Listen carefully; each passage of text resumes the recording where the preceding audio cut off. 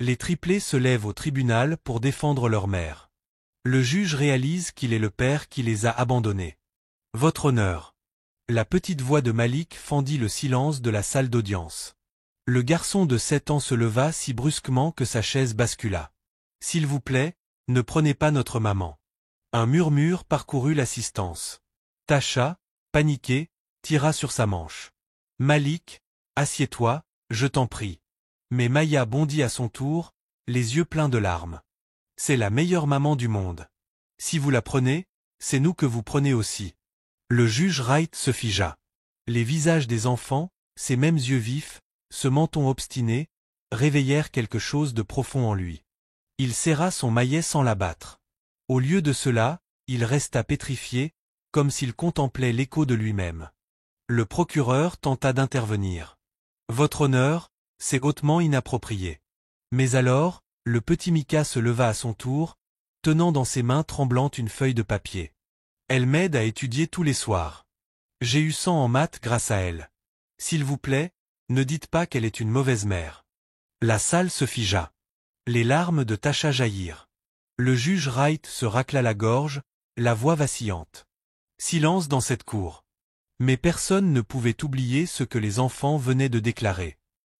Ce matin-là, bien avant le tribunal, la journée de Tasha avait déjà basculé. Au Milleres dîner, elle essayait d'équilibrer ses plateaux d'une main tout en gardant un œil sur les triplés, assis sagement dans une banquette du fond. Elle priait pour que son patron ne les remarque pas. Mais les yeux perçants de M. Simons ne manquèrent rien. Il surgit de derrière le comptoir. Encore une fois, Tasha, ce n'est pas une garderie ici. Monsieur Simons, je n'avais pas le choix. L'école a fermé plus tôt. Je ne veux rien entendre. Rugit-il assez fort pour que les clients se retournent. Tu fais honte à cet endroit. Des rires nerveux parcoururent la salle. Malik bondit, le visage rouge.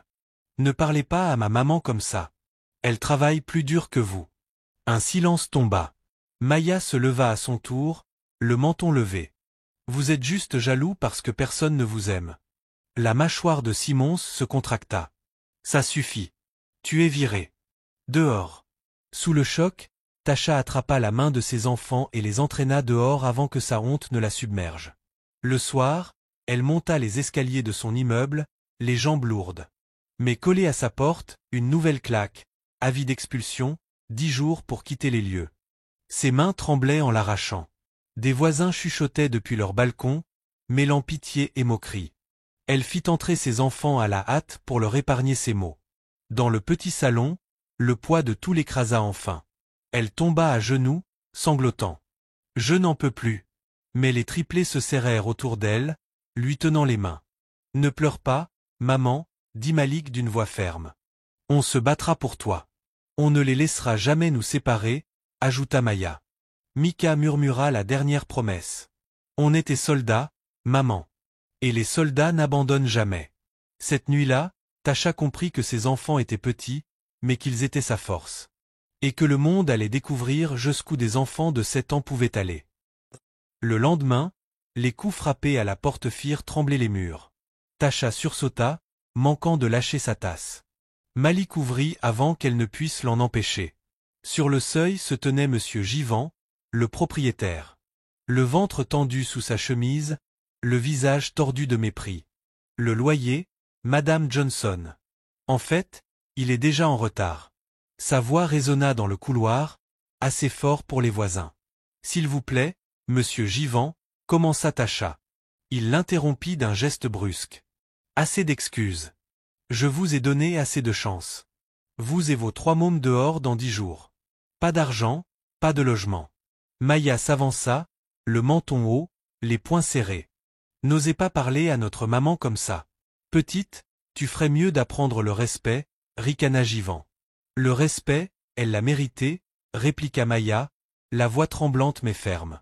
Vous intimidez les gens parce que vous êtes méchant. Les voisins, attroupés dans l'escalier, murmurèrent, choqués.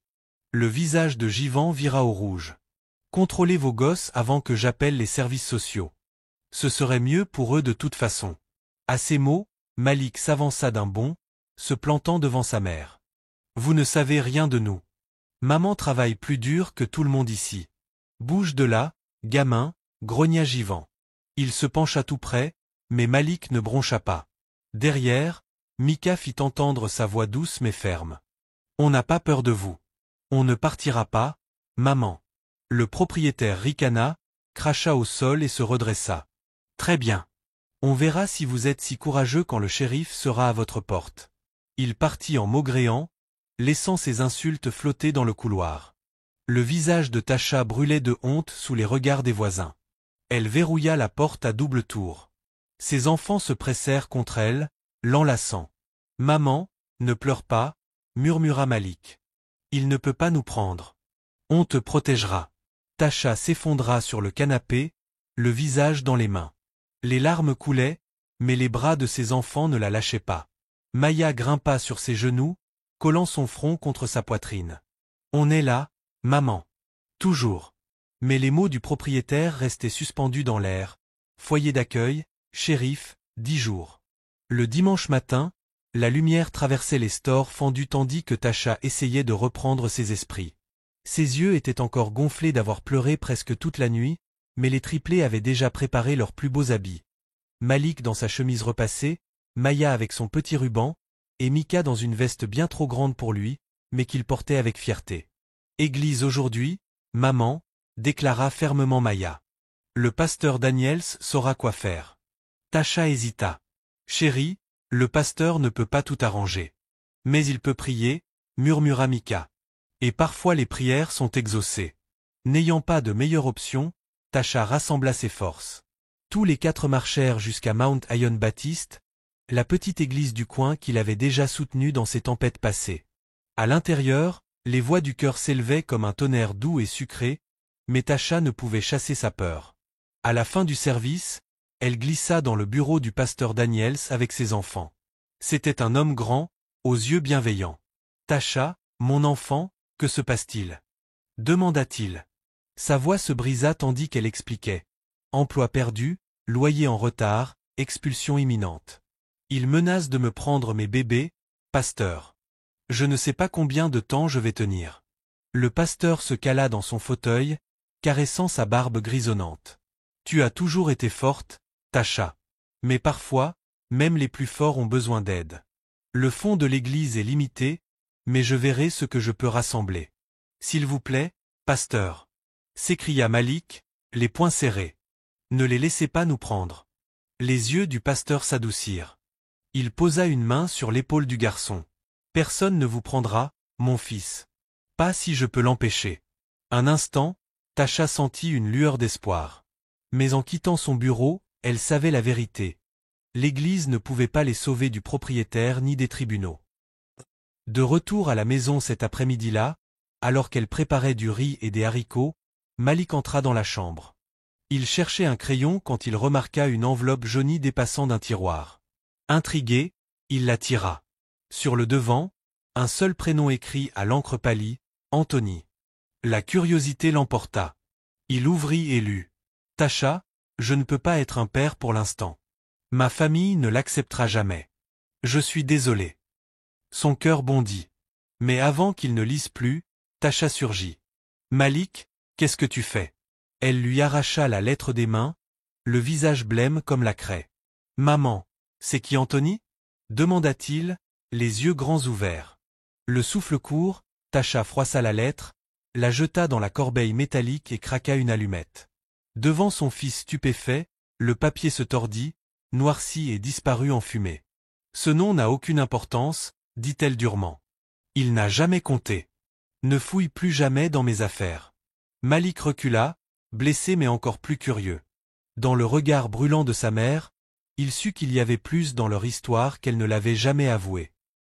Le soir venu, alors que l'odeur de papier brûlé flottait encore, un nouveau coup retentit à la porte.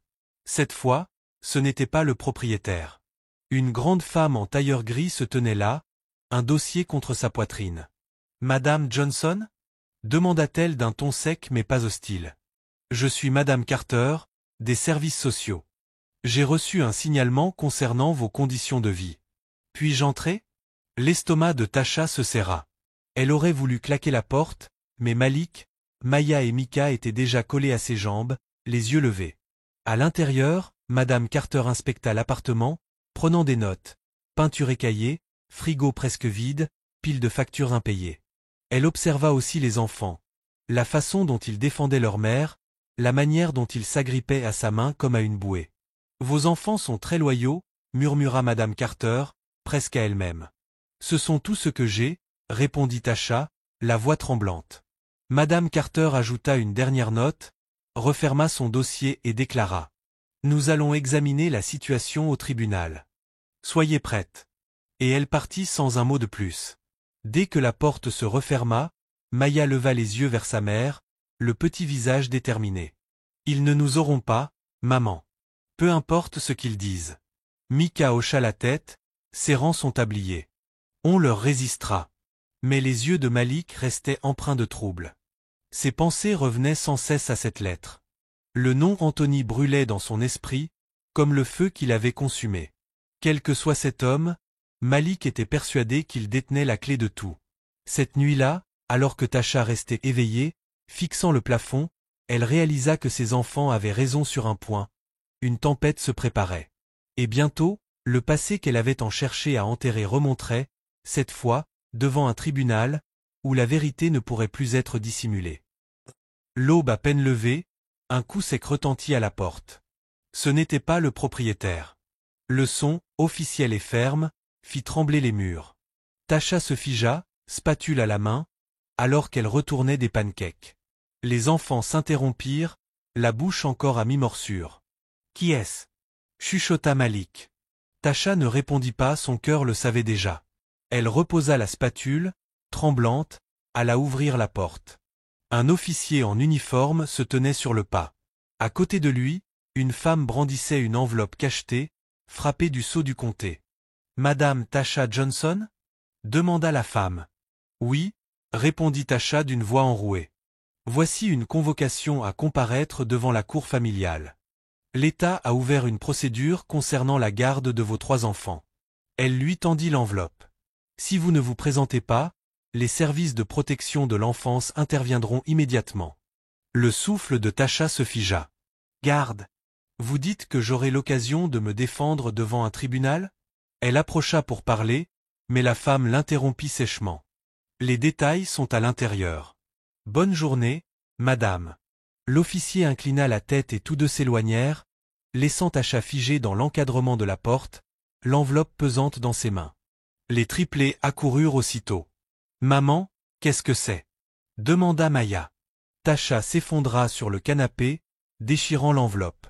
Ses yeux parcoururent les mots, ses lèvres tremblèrent. « Ils veulent vous enlever » murmura-t-elle. « Nous devons aller au tribunal la semaine prochaine. »« Non » s'écria Malik, ses petites mains frappant le coussin. « Ils ne peuvent pas faire ça. » Mika s'approcha, tirant sur sa manche. « Maman, on leur dira.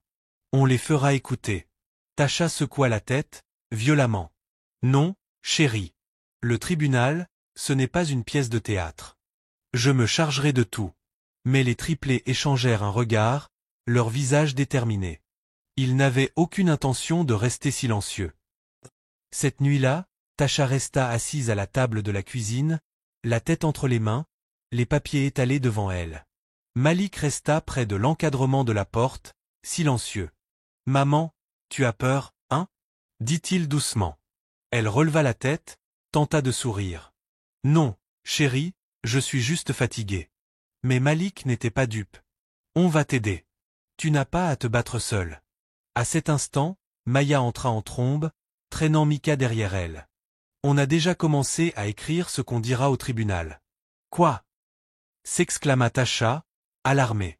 Maya jeta sur la table un papier de cahier froissé griffonné d'une écriture enfantine. « Or Mama is the best mama in the world. » Le cœur de Tasha se serra, les larmes lui montèrent. « Vous ne comprenez pas. On ne papote pas au tribunal comme à l'école. Ils n'applaudiront pas juste parce que vous parlez. Alors on leur fera écouter, » répliqua Maya, têtue comme toujours. Mika, d'une voix douce mais assurée, tira sur sa manche. « S'ils n'écoutent pas, ils n'entendront que des mensonges sur toi. On doit dire la vérité. » Les larmes coulèrent sur le visage de Tasha. Elle les enlaça, si fort qu'il peinait à respirer. « Oh mes bébés ! Vous êtes bien trop courageux pour ce monde. Les jours suivants, l'atmosphère dans l'appartement changea. Là où régnait le désespoir, on sentait désormais une formidable détermination. Les triplés transformèrent la table de la cuisine en salle de tribunal d'entraînement. Malik se tenait debout sur une chaise, frappant une cuillère en plastique comme un maillet. Objection. Ma maman travaille dur chaque jour pour prendre soin de nous. Maya leva les yeux avec une moue. Tu ne peux pas dire objection à chaque phrase. Faut raconter une histoire. Puis, se levant, elle s'adressa à un juge imaginaire. Votre honneur, tous les soirs maman nous berce, même quand elle est fatiguée. Elle ne nous fait jamais sentir qu'on est sans amour. Mika s'avança timidement, serrant ses certificats scolaires. Et j'ai eu ces notes parce que maman est restée éveillée pour m'aider. C'est la preuve qu'elle est une bonne maman. Tasha les observait depuis l'encadrement de la porte, partagée entre fierté et peur. Ses enfants répétaient une bataille qu'ils ne devraient jamais avoir à livrer. 3 jours avant l'audience, le propriétaire réapparut, frappant violemment à la porte, cette fois accompagné de 2 hommes. Le temps file, Madame Johnson, lança-t-il en s'insinuant. Les 10 jours sont presque écoulés. Vous n'avez pas d'argent. Vous et ces gosses, vous finirez à la rue. Tasha sortit sur le palier, fermant la porte derrière elle pour que les enfants n'entendent pas. S'il vous plaît, monsieur Givant. J'ai juste besoin d'un peu plus de temps. Après le tribunal, je réglerai tout. Le propriétaire éclata d'un rire cruel. Le tribunal? Tu crois qu'ils seront de ton côté? Tout le monde sait que tu ne peux pas t'en sortir. Ces gosses finiront où ils doivent être, dans le système. Ces mots la transpercèrent comme des lames. La rage monta en elle, mais avant qu'elle ne puisse réagir, la porte s'ouvrit brusquement derrière elle. Malik se tenait là, poing serré. Vous mentez, s'écria-t-il. Notre maman est meilleure que vous le serez jamais. Maya et Mika se joignirent à lui, alignés, solidaires. On n'a pas peur de vous. Le visage de Givant s'assombrit. Petits ingrats, vous le regretterez. Il tourna les talons et descendit les escaliers en claquant des talons avec les 2 hommes. Tasha rentra, tremblante. Ne réouvre jamais cette porte quand je lui parle, compris? Gronda-t-elle. Mais maman, protesta Malik. Il te mentait. On ne peut pas rester silencieux. Elle l'attira contre elle, les larmes trempant ses cheveux. Je le sais, chérie, mais parfois, rester en sécurité, c'est rester silencieux. Les enfants échangèrent un regard. Aucun d'eux n'était d'accord.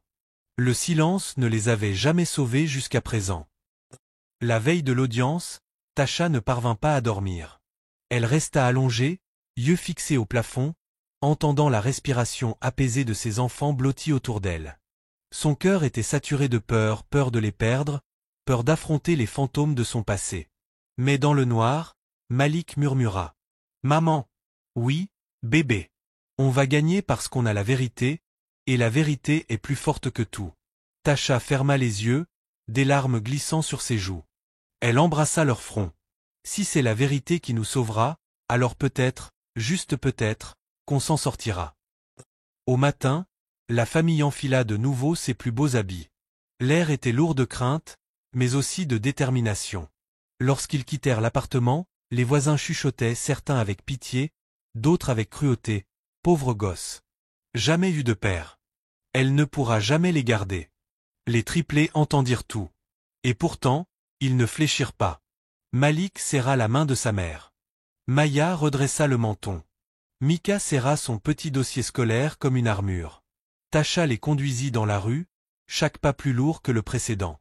Devant eux, le palais de justice se dressait, telle une forteresse. Et à l'intérieur, leur destin attendait d'être décidé. Chacune des marches portait le poids de ceux qui, génération après génération, étaient venus plaider, confesser ou lutter. Pour Tasha Johnson, chaque marche semblait aussi lourde que du plomb. Les petites mains de ses enfants s'accrochaient à sa jupe tandis qu'ils gravissaient ensemble. Leurs vêtements de dimanche étaient impeccables, mais leur visage était grave. « Gardez la tête haute », murmura Tasha, même si la sienne penchait. « Ne les laissez pas nous voir faibles. » Dans le hall, des voix résonnaient, les chaussures crissaient sur le marbre, les stylos cliquetaient. Des avocats passèrent, mallette à la main, leur regard effleurant Tasha et ses enfants comme s'ils étaient déjà perdus. Quand leur affaire fut appelée, Ils entrèrent dans la salle d'audience. Le plafond s'élevait haut, les murs étaient revêtus de panneaux de bois. À la tribune siégeait le juge Anthony Wright, sa robe noire tombant lourdement autour de lui. Il ajusta ses lunettes, fixant la femme devant lui, puis les 3 enfants collés à son côté. Quelque chose passa dans ses yeux, quelque chose d'inquiétant. Tous debout, appela l'huissier. La cour est maintenant en session. Tout le monde se leva. Les genoux de Tasha tremblaient. Quand le juge fit signe de s'asseoir, elle installa ses enfants au premier rang. Le procureur, un homme grand, aux cheveux lissés et à la voix acérée comme l'acier, ne perdit pas de temps. Votre honneur, cette affaire concerne 3 enfants vivant dans des conditions dangereuses et instables. Leur mère, Madame Johnson, n'a pas de revenus stables, pas de logement adéquat et aucun père pour apporter un soutien. Nous démontrerons que les enfants seraient plus en sécurité et en meilleure santé sous la garde de l'État. Les petits poings de Maya se serrèrent à l'évocation de « pas de père ». Micah se rapprocha de Tasha. Malik fixa l'homme du regard, la mâchoire crispée par la colère. Le procureur appela le premier témoin. À l'horreur de Tasha, c'était Monsieur Givant, le propriétaire. Il s'avança avec assurance jusqu'au banc des témoins, tirant sur sa cravate. Votre honneur, cette femme n'a pas payé son loyer depuis des mois. Ses enfants courent dans les couloirs, bruyants et sans surveillance. Cet endroit n'est pas approprié pour des enfants. Je gère un immeuble respectable et elle le dégrade. C'est un mensonge, cria Maya, bondissant sur ses pieds. Toute la salle retint son souffle. Le marteau du juge claqua. Silence dans la salle. Tasha tira sa fille vers elle en chuchotant. « S'il te plaît, bébé, pas maintenant. » Mais les yeux de Maya brûlaient de larmes. « Il ment, maman. Tu es une bonne maman. » Le regard du juge s'attarda sur l'enfant, puis se reporta sur le propriétaire. « Continuez, » ordonna-t-il d'une voix bourrue, bien que celle-ci trahissait un étrange tremblement. Le procureur se pencha. « Donc, monsieur Givant, selon vous, ces enfants seraient mieux ailleurs. » « Absolument, » répondit le propriétaire, un sourire moqueur aux lèvres. « N'importe où serait mieux qu'avec elle. » Ces mots frappèrent Tasha comme des couteaux. Elle voulait disparaître dans le sol. Alors qu'elle allait réagir, Malik se leva. Sa voix, petite mais inébranlable, résonna dans la salle silencieuse. « Ce n'est pas vrai. Notre maman prend soin de nous mieux que quiconque. Elle reste éveillée toute la nuit pour que nous puissions manger. Elle nous aide avec nos devoirs. Elle nous fait rire. Elle nous ordonne. » Le juge Wright grogna, mais son marteau resta suspendu en l'air. Ses yeux étaient fixés sur le garçon, et dans ce regard, il y avait non seulement de la discipline, mais aussi de la reconnaissance. Le procureur ricana. « Votre honneur, les enfants n'ont pas à témoigner de cette manière. » Mais la voix timide de Micah s'éleva ensuite, tremblante mais claire. Il sortit un papier froissé de son petit dossier. « J'ai eu 20/20 à mon contrôle de maths. Maman est restée éveillée avec moi-même quand elle était fatiguée. Cela prouve qu'elle est une bonne maman. » Il leva haut le papier, ses petites mains tremblantes. La salle tomba silencieuse. Les journalistes griffonnaient furieusement. Une femme dans la galerie se moucha. Tasha enfouit son visage dans ses mains. C'était sa pire peur, voir ses enfants entraînés dans l'humiliation. Pourtant, en même temps, une étincelle de fierté scintilla. Il se battait pour elle de la seule manière qu'il connaissait. La main du juge tremblait sur le marteau. Il fixait les enfants, le visage crispé. Leurs yeux, la forme de leurs lèvres lui semblaient si familiers. Pendant un instant, son esprit retourna 7 ans en arrière. Une jeune femme, une passion ardente, et une décision qu'il avait enfouie sous la honte et l'ambition. Il secoua la tête, se racla la gorge. Assez. Cette cour doit maintenir l'ordre. Les enfants ne sont pas autorisés à interrompre la procédure. Madame Johnson, contrôlez votre famille. Tasha avala difficilement sa salive, serrant ses enfants contre elle. S'il vous plaît, je sais que vous voulez aider, mais laissez-moi gérer ça. Mais la mâchoire de Malik resta serrée, les yeux de Maya flamboyaient, et Micah serrait son papier comme une arme. Le procureur sourit, sûr de sa victoire. Votre honneur, les preuves sont claires. Madame Johnson ne peut pas subvenir aux besoins des enfants. Ces enfants sont émotionnellement fragiles et défensifs, ce qui démontre davantage l'instabilité. Nous demandons une considération immédiate pour un placement en foyer.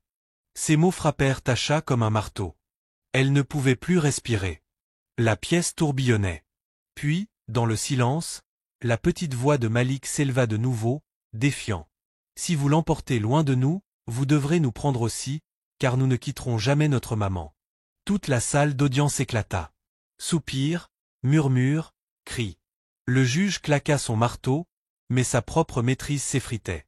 Il fixa les enfants, la gorge serrée, le cœur lourd d'une vérité qu'il ne pouvait plus ignorer. Pour la première fois de sa longue carrière, le juge Anthony Wright sentit le marteau lui échapper des mains. Non par faiblesse, mais parce que les fantômes de son propre passé lui faisaient face dans les visages de ses 3 enfants courageux. L'écho du marteau résonna encore longtemps après que la voix des triplés se fut tue. Le juge Wright resta raide sur sa chaise, ses doigts frappant nerveusement le bureau. Sa mâchoire se serra, mais ses yeux revenaient encore et encore vers les 3 enfants blottis autour de leur mère. Ce qui le troublait le plus, c'étaient leurs yeux. Le regard obstiné de Malik, la défiance flamboyante de Maya, le regard timide mais ferme de Mika. Ils portaient en eux des fragments de son propre visage, des fragments qu'il croyait que personne d'autre n'avait jamais vus. Il se racla la gorge. La cour reprendra après le déjeuner. Sa voix se fissura légèrement, trahissant ce que son expression stoïque cherchait à cacher. Alors que les gens sortaient, des murmures parcouraient la galerie. « Il ne lui ressemble pas ?» murmura une femme. Une journaliste griffonnait furieusement, les yeux passant du juge au triplé. Tasha serra les mains de ses enfants et les entraîna vers la sortie. Mais Malik, encore enflammé, chuchota. « Maman, pourquoi il n'a pas arrêté de nous regarder comme ça ?» Tasha secoua rapidement la tête. « Chut, bébé, ne pose pas de questions auxquelles nous n'avons pas besoin de réponses. » Sa voix tremblait, comme si la dire à haute voix risquait de fissurer les murs fragiles autour de son secret. Pendant la pause, le juge Wright se retira dans ses appartements, marchant comme un lion en cage. Son greffier, un jeune homme nommé Harris, entra prudemment. « Monsieur, ça va ?»« Ça va », cracha le juge, puis adoucit son ton. « Apportez-moi juste le dossier à nouveau. » Harris le lui tendit. Wright feuilleta les papiers, loyers impayés, licenciements, avis d'expulsion. Mais ce n'étaient pas les documents qui le secouaient. C'étaient les notes griffonnées par l'assistante sociale. Enfants extrêmement loyaux envers leur mère, protecteurs, vocalement très expressifs. Il referma le dossier et pressa ses paumes contre ses yeux. Dans le silence de son bureau, les souvenirs refirent surface. Une Tasha plus jeune, son rire comme une mélodie, sa propre lâcheté la nuit où il était parti. La lettre qu'il n'aurait jamais dû écrire. Et maintenant, ils étaient là, preuve vivante de sa trahison, dans sa salle d'audience, l'appelant votre honneur au lieu de papa. De retour dans la salle, le procureur reprit immédiatement son attaque. Votre honneur, les éclats des enfants ne font que confirmer l'instabilité du foyer. Ils sont indisciplinés, agressifs, et manifestement sous stress émotionnel.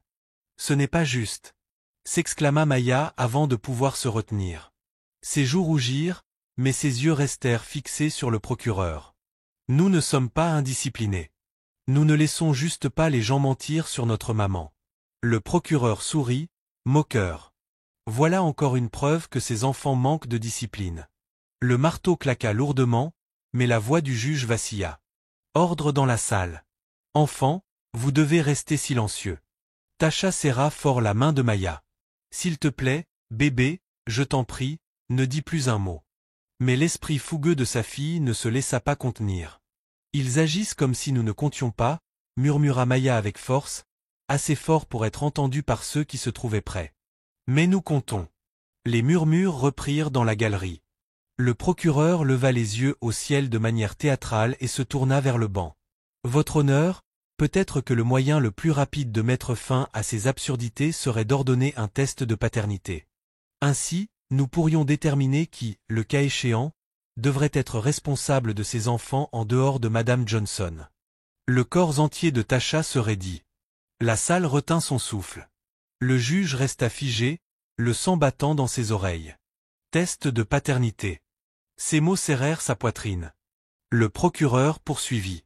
Si leur père peut être identifié, la Cour pourra peut-être considérer son rôle financier ou de garde.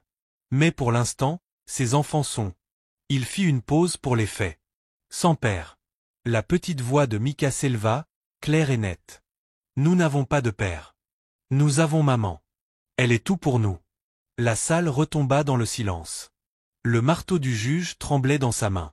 Il voulait crier au procureur, effacer ces mots du dossier, mais son rôle était de rester impartial, de porter la robe de la justice, pas le masque du regret. Au lieu de cela, il dit d'une voix rauque. La Cour prendra cette suggestion en considération. Pendant la pause déjeuner, les murmures devinrent des commérages ouverts dans la cafétéria du tribunal. Deux jeunes avocats se penchaient sur leur plateau. « Dis-moi que tu vois ça, » dit l'un. « Les yeux, la mâchoire, » répondit l'autre. « Ils lui ressemblent exactement. Et tu as vu comment il n'arrêtait pas de les fixer? Si je ne savais pas mieux. Chut, fais attention. Ce genre de parole peut ruiner une carrière. » Mais les rumeurs avaient déjà commencé à se répandre, comme un feu de forêt dans les couloirs de marbre. Pendant ce temps, dans un petit coin du hall du tribunal, Tasha s'agenouilla devant ses enfants. « Écoutez-moi, » chuchota-t-elle avec urgence. « Vous ne pouvez pas continuer à interrompre. S'il vous plaît, mes bébés, ils tourneront tout ce que vous dites contre nous. » Les yeux de Malik flamboyaient. « Mais maman, si nous ne parlons pas, personne n'entendra la vérité. Je parlerai pour nous, » dit-elle fermement, bien que sa voix se brisât. « C'est mon rôle. » Mika tira sur sa manche. « Maman, et si on leur demande pour notre papa ?» La poitrine de Tasha se serra. Pendant un instant, elle ne pouvait plus respirer. « Alors vous ne dites rien ?»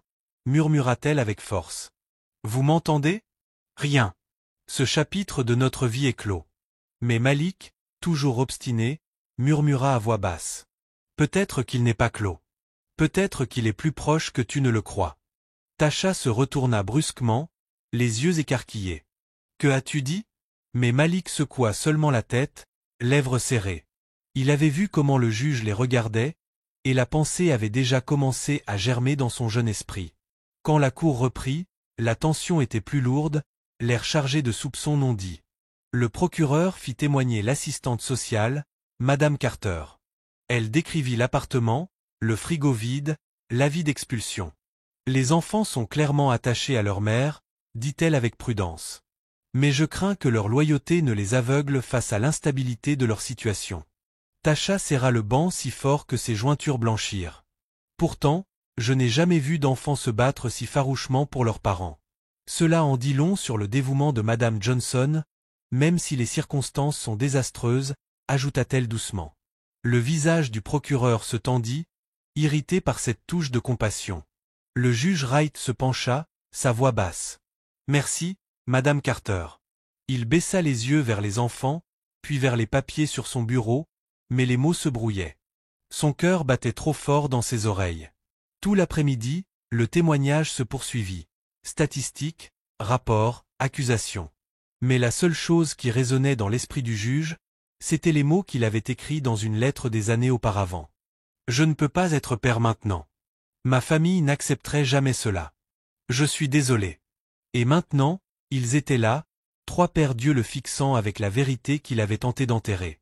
Lorsque le marteau tomba à la fin de la journée, le juge Wright parla d'une voix plus rauque que d'habitude. « La cour reprendra demain matin. » Il se leva rapidement, regagnant ses appartements avant que quiconque puisse voir la tempête se former sur son visage. Derrière lui, les enfants s'accrochaient à leur mère, murmurant des promesses. « Ne t'inquiète pas, maman. Nous ne cesserons jamais de nous battre pour toi. » Mais même tandis que Tasha les serrait contre elle, son cœur savait que la bataille ne faisait que commencer. Le deuxième matin au tribunal commença dans un brouhaha de murmures. Les journalistes remplissaient la galerie, leurs appareils photo claquant à chaque fois que Tasha et ses enfants entraient. Des voisins étaient venus aussi, les yeux curieux, attendant de voir si la mère jugée inapte perdrait tout. Tasha tremblait en redressant le col de Malik et en lissant le ruban de Maya. « Souvenez-vous, » murmura-t-elle. « Pas d'interruption aujourd'hui. Promettez-moi. » Mais Malik la regarda droit dans les yeux. « S'il ment, maman, je ne resterai pas silencieux. » Sa poitrine se serra. Elle ne répondit pas. Elle connaissait trop bien ses enfants.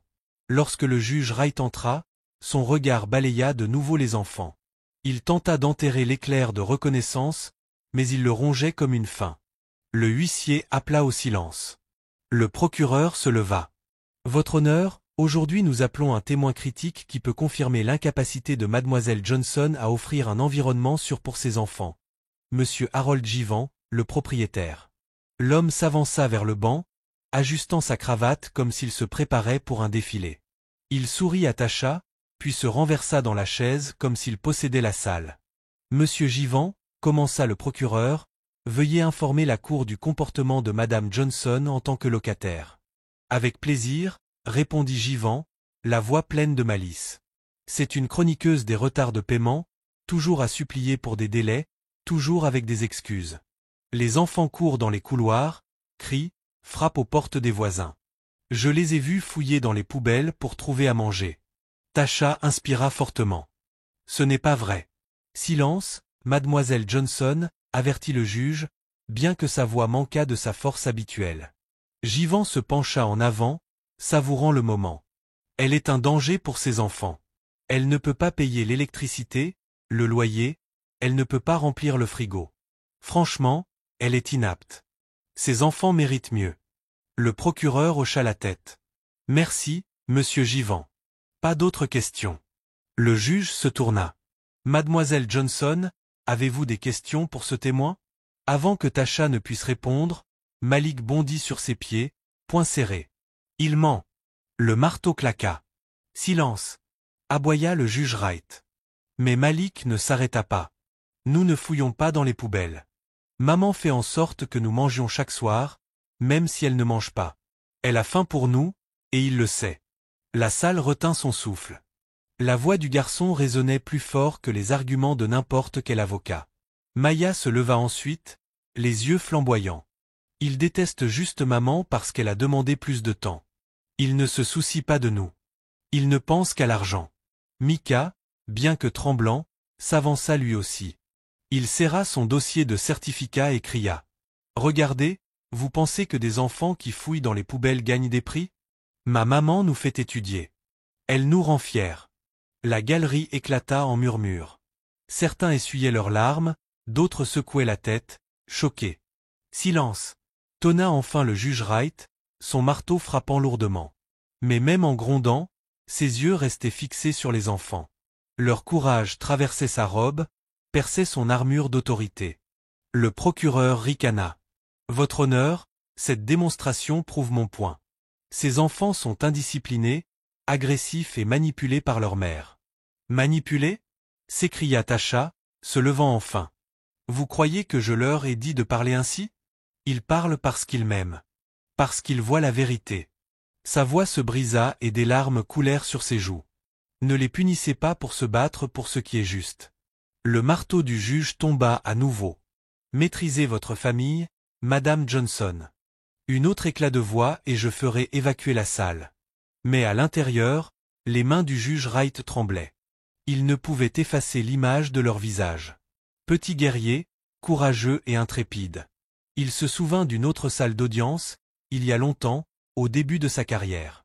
Comment son ambition l'avait fait choisir le statut plutôt que l'amour. Une éclair de souvenir le saisit. Tasha, des années plus jeune, tenant un nouveau-né dans ses bras. Son cœur s'était serré alors, mais il était parti, se disant que c'était pour le mieux. Maintenant, ses enfants se tenaient devant lui, défendant la femme qu'il avait abandonnée. La sonnerie de la pause retentit et la salle s'anima de chaos. Les journalistes se précipitèrent vers leur téléphone. Les voisins chuchotaient plus fort que jamais. Il lui ressemble tellement. Siffla l'un. Regardez les yeux du garçon. Le juge Wright regagna ses appartements, claquant la porte derrière lui. Il marchait furieusement, retirant ses lunettes. Son reflet dans la fenêtre le renvoyait, plus vieux, plus fatigué, mais indéniablement lié aux enfants dehors. « Que ai-je fait » murmura-t-il dans la pièce vide. Pendant ce temps, dans le hall du tribunal, Tasha serra les épaules de ses enfants. « Pourquoi avez-vous fait ça? Pourquoi ne pouvez-vous pas rester silencieux? » Parce qu'il mentait, maman, répondit Malik, la voix tremblante de colère. On ne pouvait pas le laisser s'en sortir. Les larmes de Tasha coulèrent. Elle les serra tous contre elle, leur petit corps pressé contre le sien. « Je suis tellement fière de vous, murmura-t-elle. Mais j'ai aussi peur.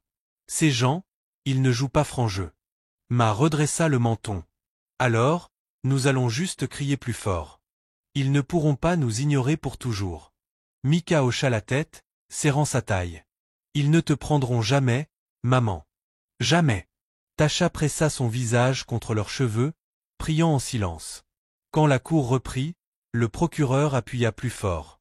Votre honneur, clairement cette mère n'a aucun contrôle. Les enfants perturbent les procédures. Ils manquent de respect à l'autorité. Je renouvelle ma demande de test ADN, afin que cette cour puisse au moins déterminer si un père existe et peut fournir une structure. Les mots pesaient lourd. La gorge du juge Wright se serra. Ses yeux tombèrent sur son marteau, mais sa main ne bougea pas. ADN, père, vérité. Son secret se rapprochait à chaque respiration. Le marteau tomba enfin. La cour prendra cette demande en considération. Audience levée pour aujourd'hui. Sa voix tremblait tellement que même le huissier le regarda, surpris. Il se leva rapidement, sa robe tourbillonnant, ses yeux détournés de Tasha et des enfants. Mais lorsqu'il passa, le regard de Malik croisa le sien, et à cet instant, le regard obstiné du garçon fut comme un miroir, reflétant tout ce que le juge Wright avait tenté d'enterrer. Cette nuit-là, de retour dans leur petit appartement, Tasha resta assise en silence. Les triplés se blottissaient près d'elle, murmurant leurs plans pour ce qu'ils diraient demain. Mais l'esprit de Malik était ailleurs. Il repassait la façon dont le juge les avait regardés, la manière dont sa main avait tremblé. Enfin, il murmura à ses sœurs. Je pense que cet homme est notre papa. » Les yeux de Maya s'écarquillèrent. Mika inspira fortement, et dans le silence qui suivit, le poids de ses mots tomba comme un tonnerre avant la tempête. Le marteau claqua comme un coup de tonnerre. La cour l'autorisera, annonça le juge Wright, la voix hésitante. Les enfants pourront chacun parler brièvement sous la supervision de leur mère. Un souffle parcourut la galerie. Les journalistes se précipitèrent vers leurs stylos. Les avocats murmurèrent, stupéfaits qu'un juge en exercice laisse 3 enfants de 7 ans s'adresser à la cour. Mais le juge Wright ne pouvait se retenir. Il devait entendre leur voix, non comme des interruptions, mais comme des témoignages. Le visage de Tasha pâlit. Votre honneur, s'il vous plaît. Ce ne sont que des enfants. Parfois, les enfants voient la vérité plus clairement que les adultes, dit le juge Wright, la fixant avec des yeux qui trahissaient trop. Procédez. Le huissier apporta un petit tabouret pour Malik, qui y grimpa nerveusement. Il se tint droit, le torse gonflé, essayant de paraître plus âgé qu'il ne l'était. Indique ton nom, fils, dit le procureur moqueur. Malik Johnson, répondit-il fermement. Et quel âge as-tu? 7 ans. Le procureur sourit. 7 ans, votre honneur. À peine un témoin crédible. Mais Malik l'ignora, fixant le juge droit dans les yeux. Je ne sais pas ce que crédible veut dire, mais je sais que ma maman travaille plus dur que quiconque. Elle nettoie les maisons des gens. Elle travaille au dîner. Parfois, elle ne mange même pas pour que nous puissions manger. Elle ne nous laisse jamais manquer de rien. C'est ce qu'une vraie maman fait. La galerie murmura. Certains hochèrent la tête, d'autres essuyèrent leurs yeux. La voix de Malik devint plus forte, plus assurée. Vous dites qu'elle est inapte. Vous ne savez rien. C'est la personne la plus forte du monde, et je me battrai contre quiconque dira le contraire, même vous, dit-il en fixant le procureur, poing serré. Objection. Cracha le procureur. Rejeté, répondit rapidement le juge Wright, son marteau tremblant dans sa main. Tasha se couvrit le visage, submergée par la fierté et la peur à la fois. Vint ensuite Maya. Elle monta sur le tabouret, son ruban glissant de ses cheveux, mais le menton haut. Indique ton nom, murmura le procureur. Maya Johnson, et j'ai 72. Elle se tourna vers le juge, les yeux féroces. Je sais que vous pensez tous que ma maman est faible parce qu'elle n'a pas de mari, mais elle est plus forte que 3 maris réunis. Chaque nuit, elle nous berce pour dormir, même quand elle est trop fatiguée pour garder les yeux ouverts. Quand nous avons peur, elle nous raconte des histoires. Quand nous sommes tristes, elle nous fait rire. C'est ça, l'amour. Et l'amour est ce qui fait une famille, pas l'argent. La galerie éclata en applaudissements avant que le huissier n'aboyait pour rétablir le silence. Mais Maya n'avait pas fini. Vous dites qu'elle n'a pas de discipline. Vous dites que nous sommes indisciplinés. Nous ne sommes pas indisciplinés. Nous savons simplement reconnaître les mensonges quand nous les entendons. Cet homme, dit-elle en pointant directement le propriétaire, est monté ici et a menti en disant que nous fouillons dans les poubelles. Nous ne faisons pas ça. Nous avons de la fierté. Nous avons maman. Et elle nous donne plus que ce qu'il ne pourrait jamais nous donner. Le visage du propriétaire devint rouge tandis que des murmures se répandaient dans la salle. Le juge Wright avala difficilement, la vision brouillée. La défiance de Maya éveilla quelque chose de profond en lui. Un écho du feu que Tasha portait autrefois, jeune et sans peur.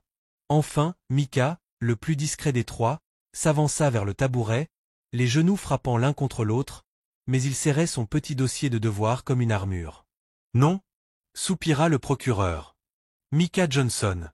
J'ai 7 ans. Sa voix était douce, presque trop douce. La salle se pencha pour l'entendre. Je ne suis pas doué pour parler comme Malik ou Maya. Mais je suis bon à l'école et je suis bon parce que maman fait de moi quelqu'un de bien. Elle reste éveillée avec moi même quand elle est fatiguée, même quand ses yeux se ferment. Elle me dit que je peux être n'importe quoi et je la crois. Il ouvrit son dossier et leva ses certificats avec des mains tremblantes. Regardez, c'est la preuve. Elle m'a fait croire en moi. Personne d'autre ne l'a fait. Ni mes professeurs, ni les voisins, juste elle. Sa lèvre inférieure trembla. Si vous l'enlevez, je ne saurai plus qui je suis. Parce qu'elle est mon cœur. Elle est le cœur de nous tous. La salle d'audience était morte de silence. Pas un toussotement, pas un murmure, juste la vérité d'un petit garçon remplissant l'air. Tasha sanglota ouvertement, incapable de cacher ses larmes.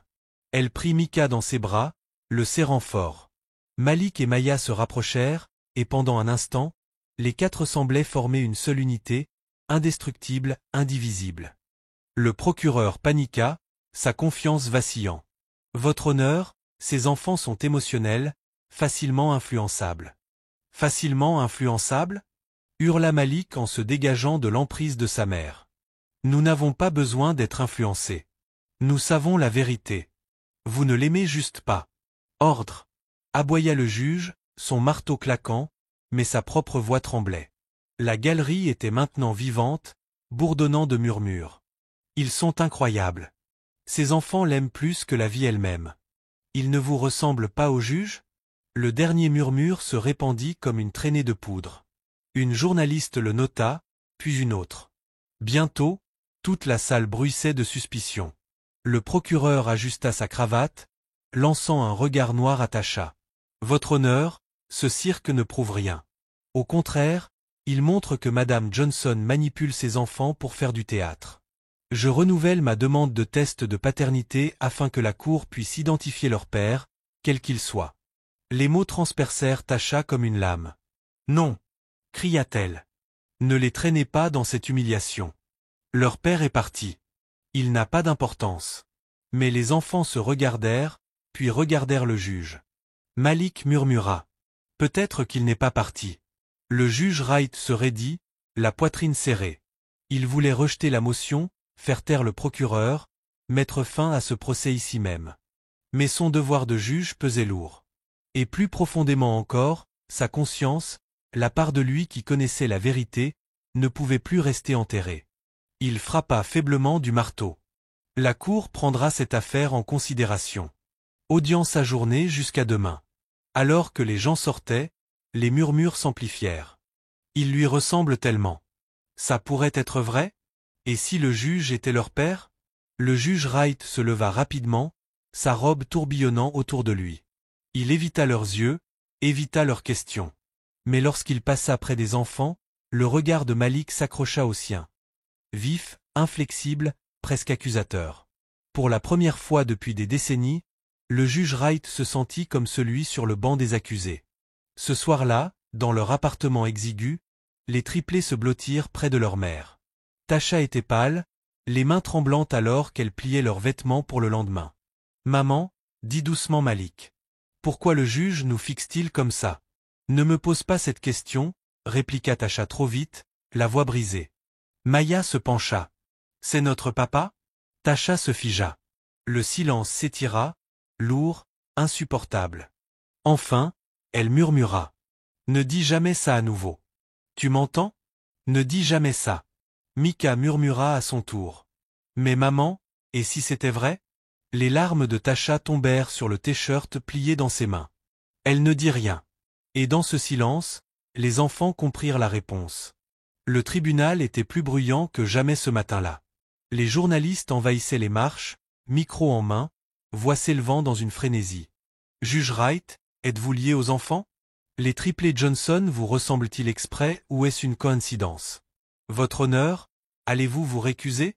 La mâchoire du juge Wright se serra alors qu'il passait au milieu de la mer de caméras.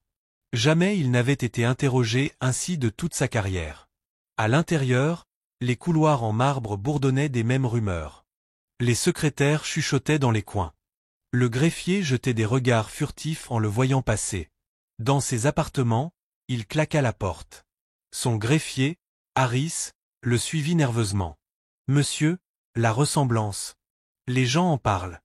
Ils disent que ça suffit. Wright explosa. C'est une coïncidence. Juste une coïncidence. Mais le tremblement dans sa voix le trahissait. Dans la salle d'audience, Tasha était raide, assise au premier rang, ses enfants collés à ses côtés. Elle avait entendu les rumeurs aussi. Les regards, les murmures, chacun coupant comme du verre. Ne les écoutez pas, murmura-t-elle avec force. Ils ne nous connaissent pas. Ils n'ont pas d'importance. Mais les yeux perçants de Malik remarquaient tout. La façon dont le juge évitait leurs regards, la manière dont ses mains tremblaient sur le marteau. Malik se pencha vers ses sœurs. Il cache quelque chose. Je le sais. Maya fronça les sourcils. Et s'il l'était vraiment? Ne le dis pas. Siffla Tasha en entendant. Tu m'entends? N'ose pas le dire. Sa voix était tranchante, mais ses mains tremblaient. Lorsque le tribunal reprit, le procureur se leva avec un sourire suffisant. Votre honneur, la situation se détériore. Le chaos public éclate. Ces enfants sont indisciplinés. Leur mère est inapte. Et maintenant, les spéculations menacent l'intégrité de cette salle d'audience. Le moyen le plus rapide de régler cela est évident. Un test de paternité. Des exclamations parcoururent la galerie. Les journalistes griffonnèrent plus vite. Tasha se leva d'un bond. Non, n'osez pas les entraîner dans cette humiliation. Ils n'ont pas besoin d'un père. Ils m'ont déjà.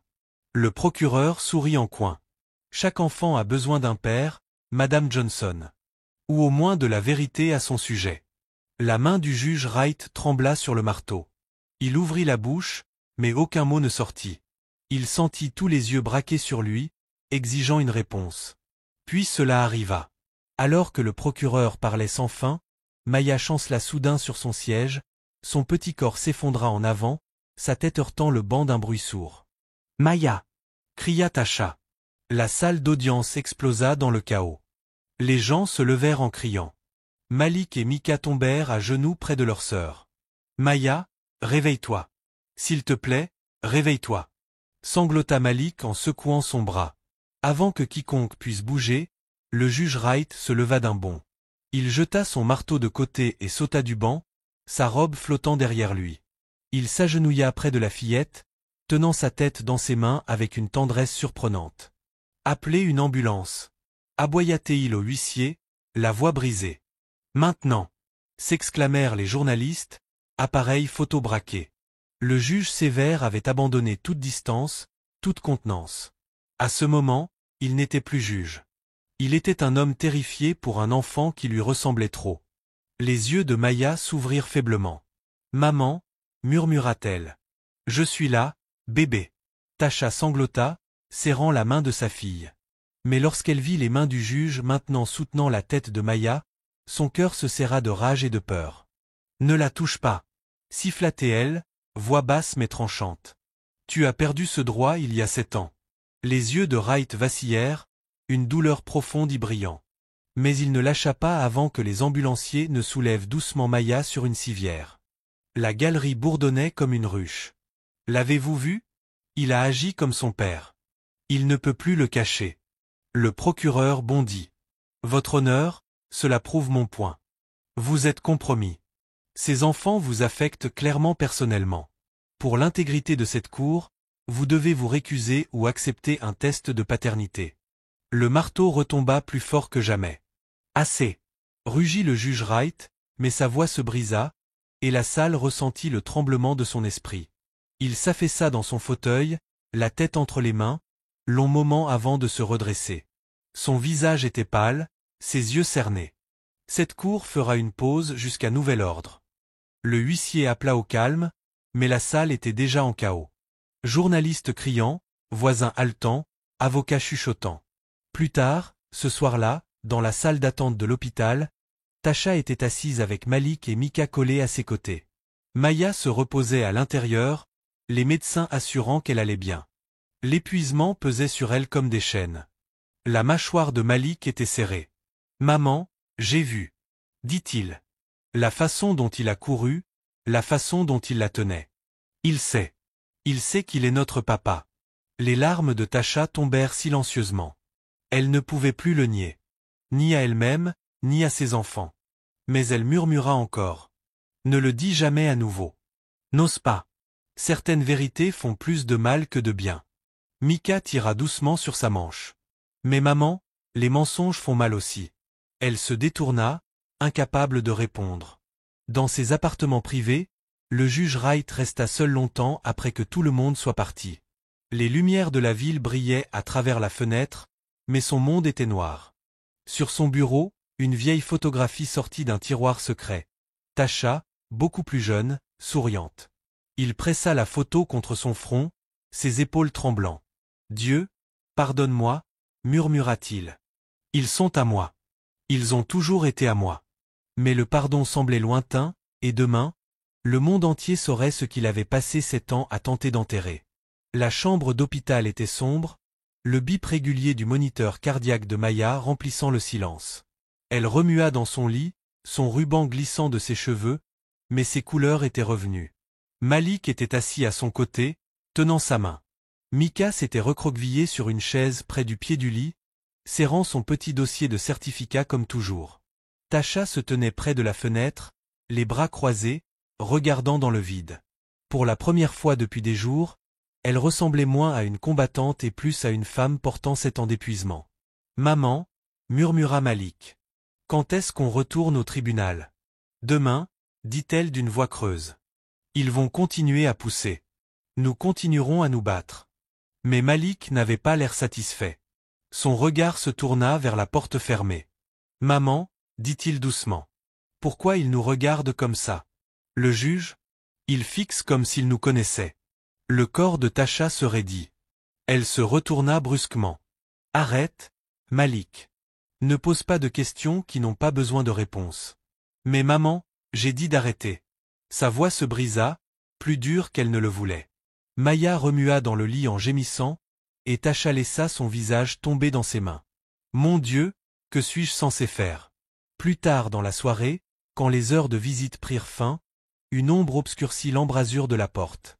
Le juge Wright entra, sa robe remplacée par un simple costume gris, mais sa présence était tout aussi lourde.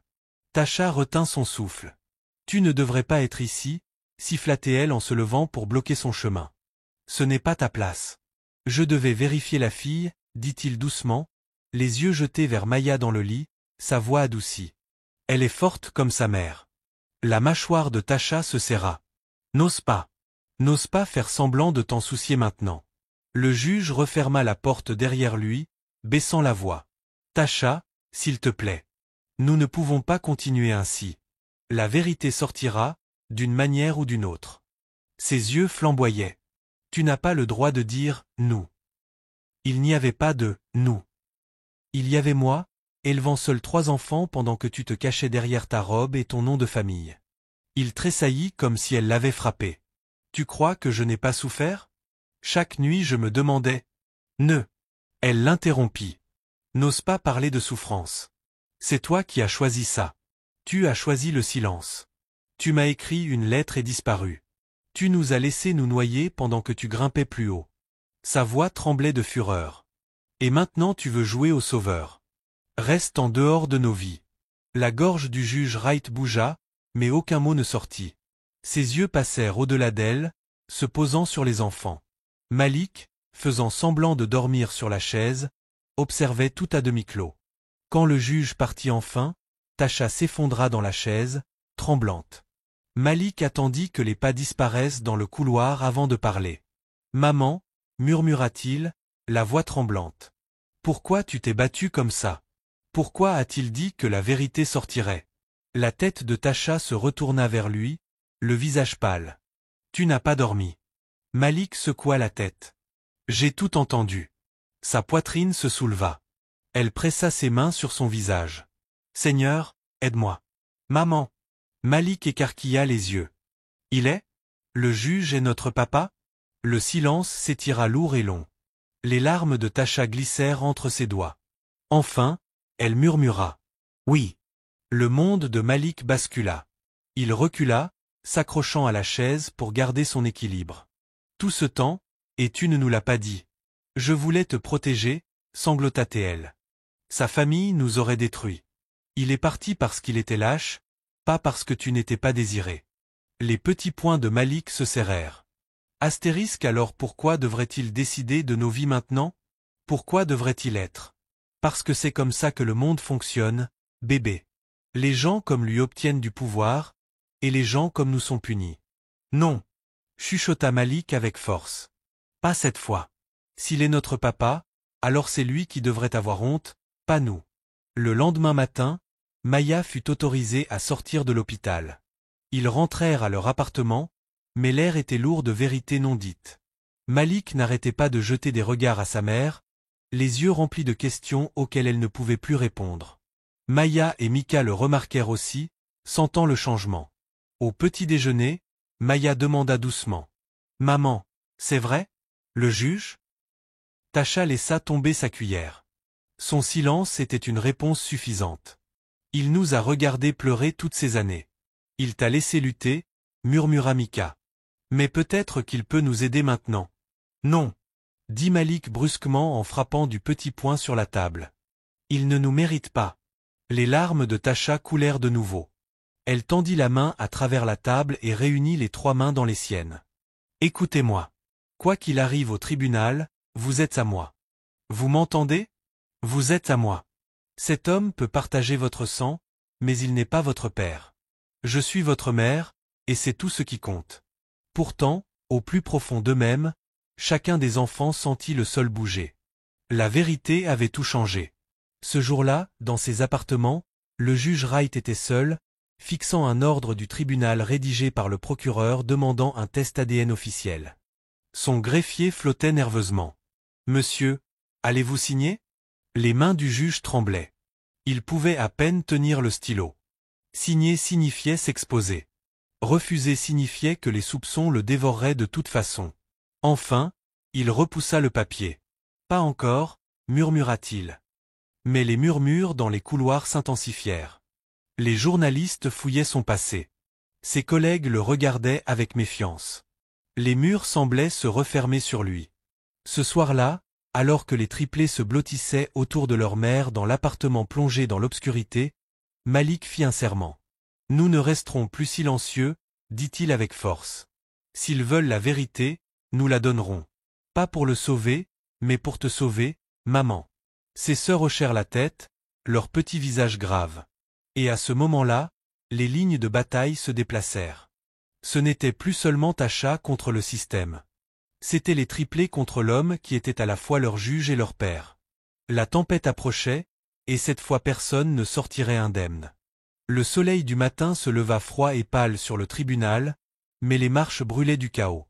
Les journalistes affluaient comme des abeilles, micro en avant, voix se chevauchant. « Juge Wright, allez-vous ordonner un test ADN aujourd'hui?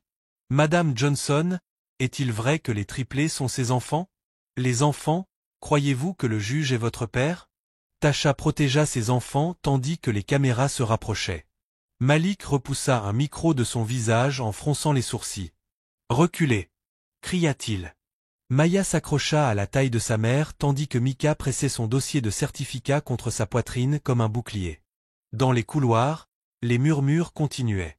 Les greffiers, avocats, même les concierges les observaient du coin de l'œil. La rumeur était devenue trop forte pour être ignorée. Quand le juge Wright entra, la salle tomba silencieuse. Mais ce n'était pas le silence respectueux de la routine. C'était le silence tendu de la suspicion. Chaque regard le suivait, attendant une erreur, une fissure, une confession. Debout, ordonna le huissier, bien que sa propre voix tremblât. Le regard du juge se posa instantanément sur les enfants, s'attardant juste un peu trop longtemps. Il força ses yeux vers le bas et s'éclaircit la gorge. Le tribunal est maintenant en séance. Le procureur se leva comme un homme qui croyait déjà avoir gagné. Son costume brillait sous les lumières, son sourire était tranchant comme du verre. Votre honneur, les spéculations sont désormais une distraction, non seulement pour cette affaire, mais pour l'intégrité de ce tribunal. Les murmures sont devenus des gros titres. Le peuple exige des éclaircissements. Je demande par la présente un test ADN immédiat ordonné par la Cour pour les triplés Johnson. Des exclamations parcoururent la galerie. Les journalistes griffonnèrent comme des fous. Tasha se leva d'un bond. Non. Vous ne transformerez pas mes enfants en animaux de cirque pour vos gros titres. Le procureur sourit en coin. Madame Johnson, la vérité n'est pas un cirque. Si vous êtes confiante, vous n'avez rien à craindre. Malik bondit à côté de sa mère. Elle n'a pas peur. Elle n'a juste rien à vous prouver. Le marteau claqua. Silence, tonna le juge Wright, mais sa propre voix tremblait, trahissant la tempête qui faisait rage en lui. Le procureur pressa davantage. Votre honneur, si vous tenez vraiment à la réputation de ce tribunal, vous devez accepter cette requête. Sinon, le peuple croira que vous cachez quelque chose. Ses yeux se plissèrent délibérément. Et si vous cachez quelque chose, votre honneur, peut-être n'êtes-vous plus impartial. La salle explosa en murmures. Il l'avait dit à voix haute. Il accusait le juge. Les genoux de Tasha fléchirent. Malik attrapa son bras, son petit visage déterminé. Maman, tiens-toi droite. Puis Maya, la voix tremblante mais forte, parla directement au banc. Juge, monsieur, je me fiche de ce qu'ils disent à propos du sang. Un père n'est pas l'homme qui nous a donné son visage. Un père est l'homme qui est resté. Et lui ne l'a pas fait. Maman l'a fait. Donc vous pouvez tester notre sang autant que vous voulez. Cela ne changera pas la vérité. Mika se leva, tenant ses certificats. S'il était notre papa, pourquoi n'est-il pas venu à mon concours d'orthographe? Pourquoi n'a-t-il pas applaudi quand j'ai eu ses certificats? Pourquoi n'a-t-il pas essuyé les larmes de maman la nuit? Sa petite voix se brisa. Il n'était pas là. Elle, oui. C'est tout ce qui compte. La salle d'audience laissa échapper un souffle collectif. Certains s'essuyaient les larmes, d'autres secouaient la tête. Le procureur bondit. Votre honneur, voyez-vous, ces enfants sont émotifs, instables, et leur loyauté les aveugle. Un test ADN est la seule voie objective. La poitrine du juge Wright se serra. Son marteau tremblait dans sa main. Il pouvait sentir les murs se refermer, les yeux de la galerie le fixant comme des insectes sous verre. Il essaya de parler, mais sa gorge se noua. Il vit le regard de Malik, la défiance de Ma, l'honnêteté tremblante de Mika, et se vit lui-même, 7 ans plus tôt, écrivant cette maudite lettre. Enfin, sa voix sortit, rauque et cassée. Le tribunal se retirera pour 30 minutes. Le marteau claqua et il s'enfuit dans ses appartements, laissant le chaos derrière lui. Dès qu'il disparut, les journalistes se ruèrent en avant. Le huissier cria pour maintenir l'ordre. Tasha entraîna ses enfants dans le couloir, à l'écart du tumulte.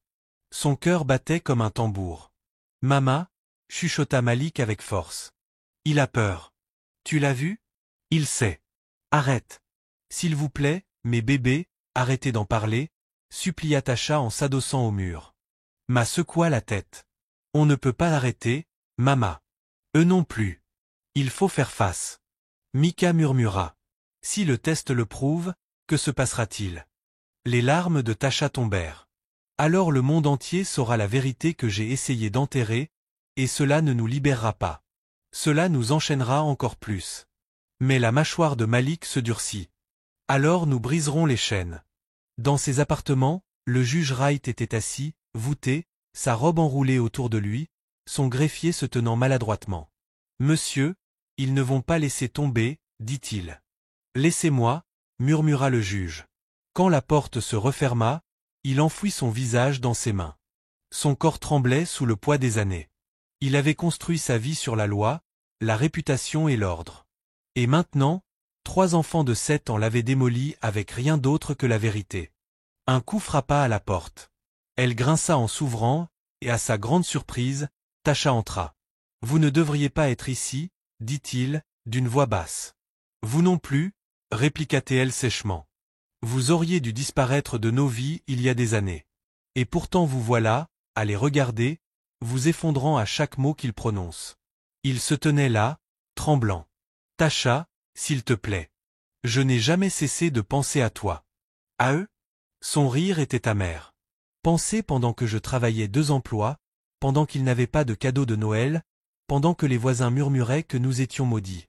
Tu crois que c'est tout ce que tu as fait ?» Ses mains se serrèrent. « J'étais faible. Je l'admets. Ma famille. Votre famille ?» Sa voix monta, rauque et furieuse. « Nous étions votre famille et vous nous avez abandonnés. » Il s'effondra dans sa chaise, les larmes coulant sur son visage. Pour la première fois depuis des décennies, le juge Anthony Wright ressemblait moins à un homme de loi et plus à un père brisé. « Ils ordonneront le test, » murmura-t-il. « Et alors le monde entier saura. Dieu, aide-moi, Tasha. Je ne sais pas quoi faire. » Elle secoua la tête, le regard froid. « Vous êtes un juge. Vous prenez des décisions tous les jours. Peut-être qu'il est temps d'en prendre enfin une pour vous. » Lorsque la suspension se termina, le juge retourna sur le banc, le visage pâle, les yeux rouges. La galerie se tut instantanément. Il s'éclaircit la gorge, la voix tremblante mais assez forte pour porter. « La demande de test ADN sera prise en considération. Ce tribunal reconnaît la sensibilité de l'affaire. » Le procureur sourit, déjà sûr de sa victoire. « Votre honneur, retarder ne fait qu'alimenter les spéculations. Le peuple mérite des éclaircissements. » Le marteau claqua. Ce tribunal ne sera pas précipité dans une décision par des murmures. Nous poursuivrons demain. Des exclamations parcoururent la salle. La galerie explosa en bruit, les journalistes se ruant vers les portes pour publier leurs articles. Tasha serra ses enfants contre elle, les sortant avant que quiconque ne puisse se précipiter. Mais Malik jeta un dernier regard en arrière, ses yeux fixant le juge. Et pour la première fois, il ne vit pas seulement un homme en robe. Il vit un homme noyé dans la culpabilité. Dans l'appartement, les enfants se blottirent autour de Tasha à la lumière des bougies, l'électricité coupée à nouveau. Malik parla le premier. « Mama, il est notre papa. Je le sais maintenant. » Les yeux de Maya se remplirent de larmes. « Pourquoi ne nous a-t-il pas voulu ?» Mika murmura. « Si le test le prouve, nous emmènera-t-il » Tasha les rapprocha d'elle, les bras tremblants. « Écoutez-moi. Peu importe ce que dira ce test, vous m'appartenez toujours. Aucun tribunal, aucun juge, aucun papier ne peut changer ça. » Mais au fond d'elle, elle craignait la vérité. Parfois, la vérité ne libérait pas. Parfois, elle détruisait tout. Le tribunal était bondé au-delà de sa capacité. Les journalistes remplissaient la galerie, micros brandis comme des armes. Les spectateurs occupaient tous les sièges, débordant dans les allées. L'affaire était devenue plus qu'une bataille pour la garde. C'était un spectacle public. Les murmures sur la paternité étaient devenus des gros titres. Et aujourd'hui, les résultats ADN seraient révélés. Tasha entra avec ses enfants accrochés à elle. Malik marchait devant, le menton haut, la mâchoire serrée comme de la pierre. La main de Maya agrippait le jupon de sa mère, tandis que Mika serrait son dossier de certificat plus que jamais. Leurs vêtements étaient soignés, mais leurs yeux portaient la fatigue de trop de nuits blanches. « Gardez la tête haute », chuchota Tasha, « quoi qu'il arrive. » Lorsque le juge Wright entra, le silence était suffocant, chaque œil fixé sur lui. Sa robe semblait plus lourde que jamais, chaque pas vers le banc était un combat. Il se força à s'asseoir, mais ses mains tremblaient en serrant le marteau. « Debout, le tribunal est en séance », déclara le huissier, bien que sa voix elle aussi vacilla. Le procureur se leva immédiatement, sourire tranchant, ton triomphant. « Votre honneur, aujourd'hui nous mettons enfin fin à cette mascarade. Les résultats du test ADN sont revenus et ils montreront sans aucun doute que les enfants Johnson ont un père. Un homme qui les a abandonnés, oui, mais un homme néanmoins. La vérité n'est plus une spéculation. C'est de la science. Des exclamations parcoururent la galerie. Les journalistes penchèrent sur leurs carnets, stylos grattant furieusement. Le visage de Tasha se plia. « Comment osez-vous réduire leur vie à des résultats de laboratoire » cria-t-elle. « Ce ne sont pas des expériences. Ce sont mes bébés. »« Vos bébés » ricana le procureur. « Ils portent le sang d'un autre homme. Cet homme mérite d'être nommé. » Malik se leva d'un bond. « Non, il ne le mérite pas. Il ne mérite rien. » Le marteau claqua. « Silence !» tonna le juge Wright, bien que sa voix tremblât. Ses yeux brûlaient les papiers scellés sur son bureau. Les résultats, il les connaissait déjà. Le greffier tendit l'enveloppe au juge. Ses mains tremblaient en l'ouvrant. La salle retint son souffle. Ses yeux parcoururent les mots. Probabilité de paternité, 99,9%. La vérité qu'il avait enterrée pendant 7 ans lui faisait maintenant face en lettres grasses. Il avala difficilement, la voix presque brisée en lisant à voix haute. Le test ADN confirme que le juge Anthony Wright est le père biologique de Malik Johnson, Maya Johnson et Micah Johnson. La galerie éclata. Cris, exclamations, journalistes se précipitant vers les portes. Les flashs crépitaient dans la salle. Les genoux de Tasha fléchirent. Elle tomba sur sa chaise, les larmes coulant sur son visage. Les triplés s'accrochèrent à elle, leur petite voix s'élevant au-dessus du chaos. « Nous le savions déjà » cria Maya. « Il n'a pas d'importance » hurla Malik. Micah la serra plus fort. « Mama, ne pleure pas. On n'a pas besoin de lui. On a juste besoin de toi. » Le juge Wright frappa son marteau, mais le bruit fut noyé dans l'agitation. Son visage était pâle, ses yeux sauvages. Il avait passé sa carrière à commander des salles d'un simple regard. Mais maintenant, c'était lui qui était sur le banc des accusés. Le procureur sourit, s'inclinant légèrement. « Eh bien, votre honneur, ou devrais-je dire, père, peut-être devriez-vous vous récuser avant que cette affaire n'aille plus loin. » Des murmures montèrent comme un feu dans la galerie. Il est leur papa. Pendant toutes ces années, il le savait. Hypocrite, juge le jour, lâche la nuit. Le juge Wright se leva lentement, sa robe flottant derrière lui, la voix cassée. Ce tribunal maintiendra l'ordre. Mais l'ordre avait disparu. Son masque aussi. Tasha enfouit son visage dans ses mains, sanglotant ouvertement. Mais Malik se redressa, fixant le juge. « Tu crois qu'on se soucie de ton sang ? On s'en fiche. Tu n'étais pas là quand Mama pleurait jusqu'à s'endormir. Tu n'étais pas là quand elle sautait des repas pour que nous puissions manger. Tu n'étais pas là quand Micah a gagné son concours d'orthographe, ni quand Maya chantait à l'église, ni quand je me battais parce que les enfants se moquaient de nous pour ne pas avoir de papa. Tu n'étais pas là. Mama, si. » La voix de Maya tremblait mais portait de la force. « Si tu veux être notre papa maintenant, il est trop tard. Tu ne peux pas simplement débarquer parce qu'un papier le dit. » Les larmes de Micah coulèrent. Il leva ses certificats, les mains tremblantes. « Vous voyez ceci ? C'est elle qui m'a fait devenir ce que je suis, pas toi. Elle est notre vrai parent. Toi, tu n'es qu'un étranger. » La galerie laissa échapper un souffle collectif. Certains s'essuyèrent les larmes, d'autres secouèrent la tête, incrédules. Tasha les ramena contre elle. « Chut, mes bébés, s'il vous plaît. » Mais les voix des enfants résonnaient plus fort que n'importe quel marteau. Tasha se leva, le corps tremblant, la voix tranchante de colère. « Vous voyez » cria-t-elle à la galerie, au procureur, même au juge. « Vous voyez ce que vous avez fait ? Vous avez fait se battre des enfants pour des combats qu'ils n'auraient jamais dû mener. Vous les avez traînés dans des tribunaux. Vous les avez obligés à me défendre, à se défendre eux-mêmes. Et pourquoi ? Pour ça. » Elle fit un geste vers les papiers du test ADN, les larmes tombant comme une pluie. « Ce ne sont pas des trophées. Ce ne sont pas des preuves. Ce sont des enfants. Mes enfants. Et aucun test, aucune robe, aucun tribunal ne changera cela. » La salle tomba silencieuse. Même le procureur vacilla, son assurance s'effritant. Le marteau du juge Wright glissa de sa main, tombant avec fracas sur le banc. Sa voix se brisa, rauque et désespérée. « Tasha » murmura-t-il. Enfant, ses yeux étaient remplis de larmes. « Je suis désolé, mon Dieu. Je suis tellement désolé. » Mais le regard de Malik le foudroya. « Les excuses ne nous nourrissent pas. Les excuses ne réparent pas cette année. Les excuses ne font pas de toi un père. Le juge chancela en arrière, s'agrippant au banc pour garder l'équilibre. Il avait condamné d'innombrables hommes dans sa salle d'audience, mais jamais un verdict ne l'avait écrasé ainsi. Le huissier tenta de calmer la salle, mais la galerie était vivante, en plein chaos. Les journalistes hurlaient des questions. Allez-vous démissionner, votre honneur? Allez-vous réclamer la garde? Acceptez-vous la responsabilité de vos enfants? Tasha serra ses enfants contre elle, le visage couvert de larmes. Nous partons, souffla-t-elle en se levant.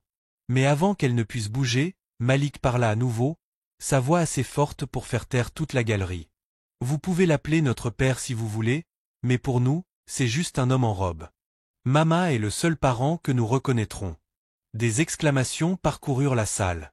Le juge vacilla, les yeux écarquillés, sa robe pesant comme de la pierre. Pour la première fois de sa vie, il n'avait aucun verdict, aucune autorité, aucun mot. Et dans ce silence, les triplés se tenaient plus haut que lui. Au moment où le marteau tomba après la révélation de l'ADN, la salle d'audience se transforma en chaos.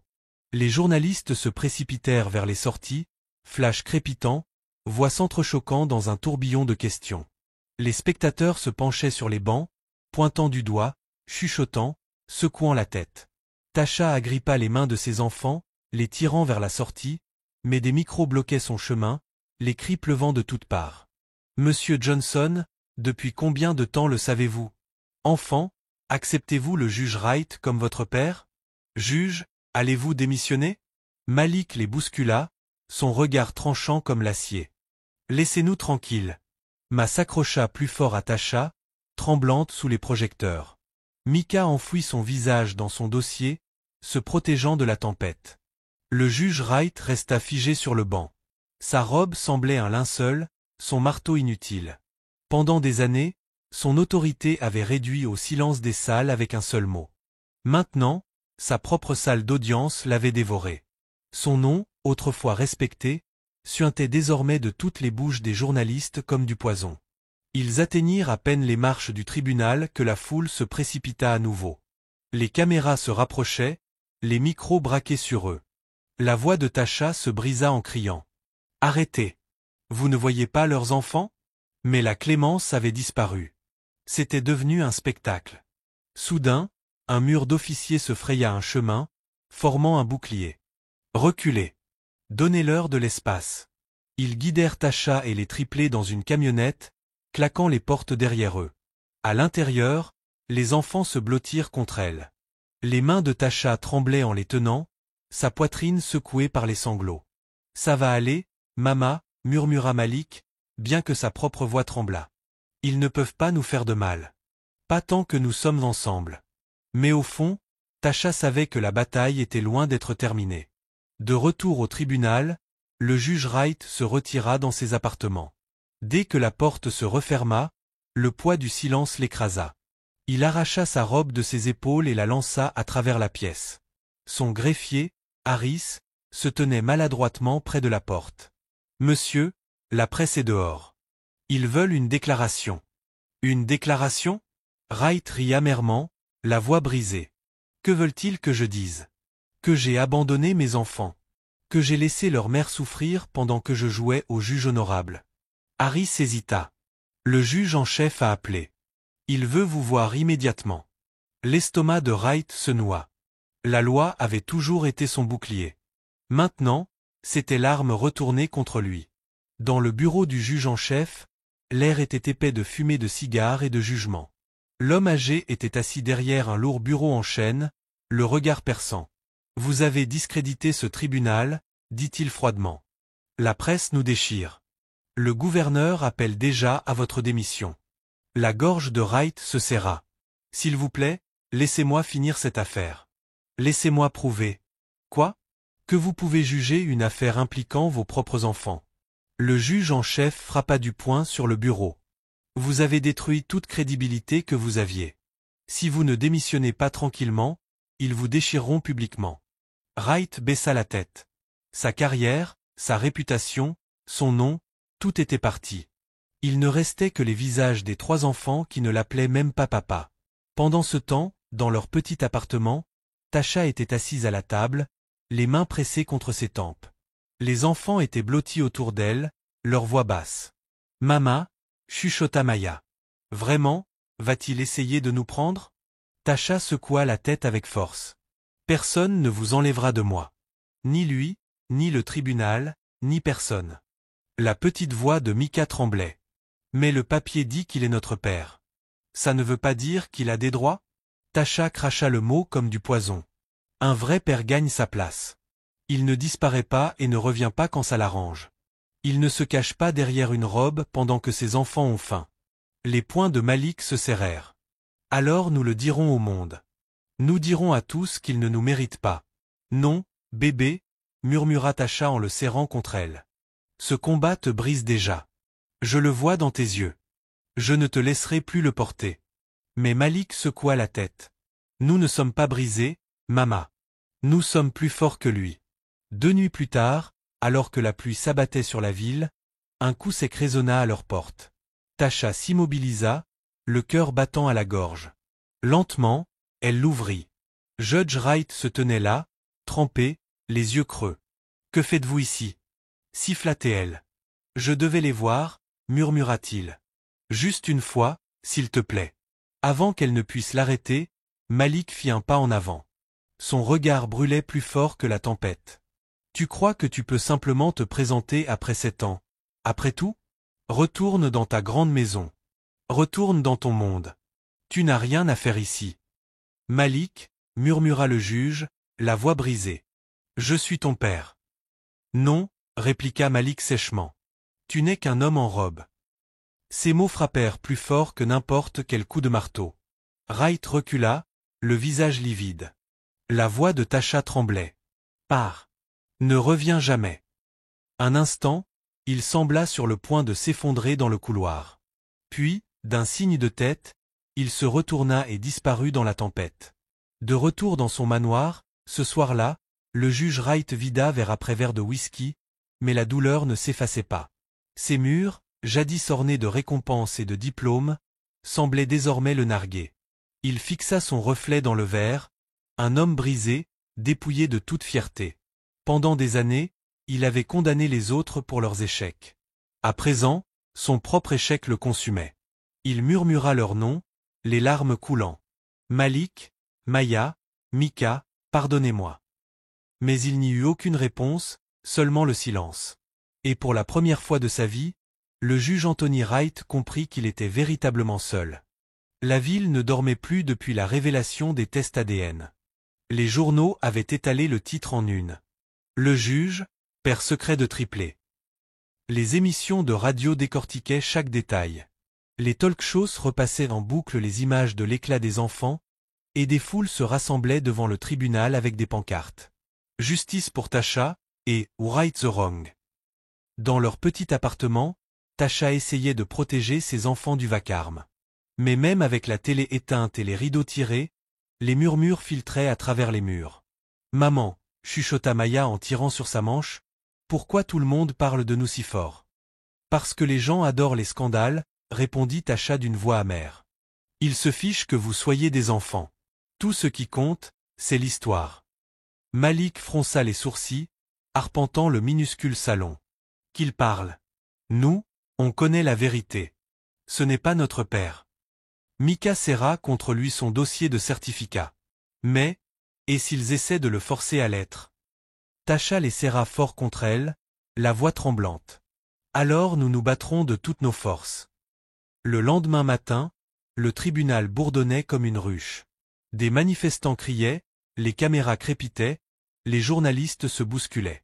Les mains de Tasha tremblaient tandis qu'elle guidait ses enfants à travers la foule, leurs petits visages pâles mais déterminés. À l'intérieur, la salle d'audience était comble, épaule contre épaule.